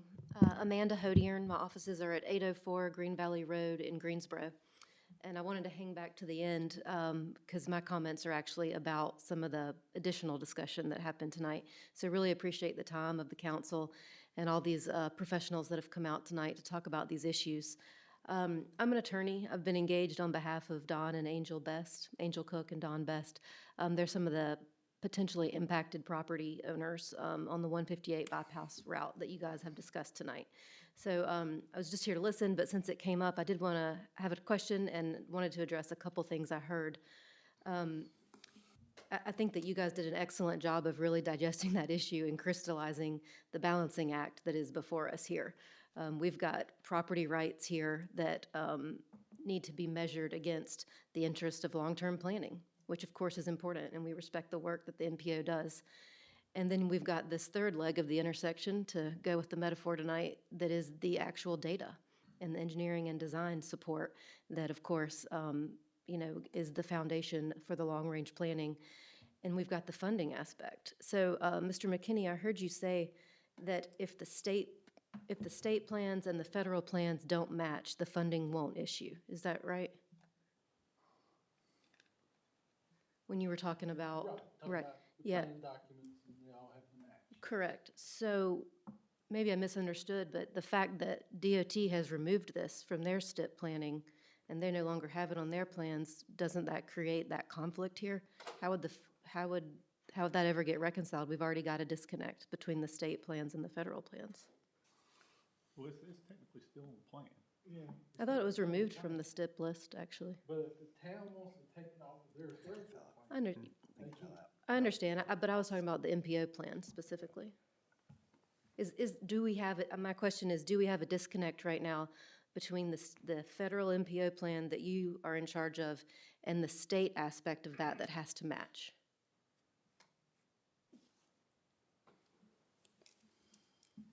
Now, the documents that will match will be the state's transportation improvement program and the metropolitan transportation plan. Correct, so right now those don't match. No, they match. Okay. I guess that's not what I heard tonight, so maybe we'll revisit that. I just needed a yes or no tonight, so that's fine. I can dig into that. I just wanted to understand. Yeah. Okay. Yeah, right now, they still match. If the state, at some point, let's say the B portion is constructed. Mm-hmm. And the state decides we're gonna delete the C portion, then on our metropolitan transportation plan, we would delete it. Okay, I so, think it's, But we're not to that point yet. gotcha. Right. I think it's a matter of funding versus, viable, being a project. It's identified in both plans as a project. Okay, But there's, in the STIP, at least in the state transportation plan, it is not a funded project. It okay. doesn't meet the needs, it's outside of the window. The C portion is not funded. Yes. R 2577 technically is funded, but the Yes. C portion is not. Correct. And I understood you to say, Mr. McKinney, that to Councilmember Landreth's question of what is the benefit of keeping it on, you had two answers. And one was that the A and B funded portions of the project over in Forsyth County would fall apart because of the environmental documentation that's already been done that included C. Is that right? It wouldn't fall apart, but they wouldn't want to do anything to jeopardize the environmental document. So C has to stay on to keep A and B valid? Would need to get the funding. I understand, but so is it accurate to say that C, even though we've heard the issues around it tonight, C has to stay on to preserve the funding status of A and B? Is that what I heard? Okay. Thank you. So those are my clarifications. I appreciate that input. And I think the issue that we're really honing in on here that's a difficult one, it's a balancing act, is At what point does a property owner, all the impacted property owners by this, need to shoulder that burden of the long-range planning? That was the other benefit. You know, at some point we may need it, was the other benefit. And then the fact that this project is in a bureaucratic entanglement with other funded projects. And so we have the exact issue that rose in the MAPS litigation. That issue, the case turned on whether or not there was a regulatory taking that violated the takings clause, meaning has this property owner been compensated for the fact that their property's been devalued? The court said yes, because these lines were on maps, and Mr. Kettner's comments were exactly spot on to that. Those lines on maps have consequences. They create devaluation of that property, because brokers do have to disclose it. People will wonder what's going to happen to me. And so why would we do that to a property, devalue it, not compensate the property owner if we're not sure? And in fact, data tells us that it's not even close to being required. So that's the issue, and I appreciate y'all talking about it tonight. It's not going to get solved anytime soon, but I really appreciate the town's due diligence on this and taking a beat with adopting it onto its thoroughfare and collector plan, because that helps a lot. What that means is that it's not automatically a regulatory taking, because once it goes on that thoroughfare plan, that Guilford County can't approve anything without reserving that right-of-way through the property. So that's a big step. But this MPO map is still an issue. It's still out there. It's still affecting the property. It still has to be disclosed. So it's still creating that devaluation that violates the takings clause. Thank you. Thank you. Are there additional questions for the panel? Seeing there are none, we'll move to citizens' comments, which was currently on the agenda, and I know there has been some comments, but what we just saw was more of a question and an answer piece from the panel. Are there any citizens' comments from the group tonight? Yes, sir. Curtis.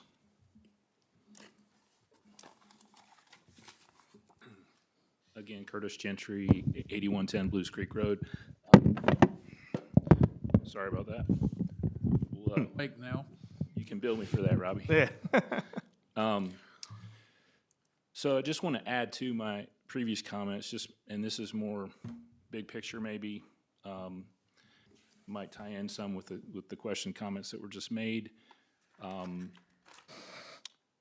think Thomas Sowell was credited with saying there are no solutions, only trade-offs, as it comes to public policy and government, things like that. So as a commuter, as somebody who drives to Winston every day, I'm living this every day, this project. I'm seeing the traffic issues between Stokesdale and Winston, and I'm seeing what potentially could be some improvements for me as a commuter. And so, you know, I see the pluses and minuses. I also see people's front yards being taken, and I'm not happy about that. I'm kind of a libertarian when it comes to property rights, so eminent domain and things like that don't sit well with me as a general rule. But I also understand that we've got two things that are kind of working sort of against each other, but hopefully we can find some harmony here, and that is the quality of life for the people that live in Stokesdale. We want to try to preserve that so that they can continue on and live their lives and pursue happiness. And then you've also got a need for safety on the roads and also ease of movement between areas. So as someone who drives a car, you know, I appreciate wanting to make improvements to the highways and wanting to make things smoother for people who are traveling those highways. So I would just say, you know, hopefully as a town, we can come together and be sensitive to the fact that, you know, some people's properties may be impacted by this and try to do what we can to minimize that. And at the same time, try to look for ways to make it easier for people to move about. You know, it's something that I wish I had known 14 years ago when I moved here, but I'm basically on a kind of a through route between Roanoke and I-81 down to 77. And I really don't care for that.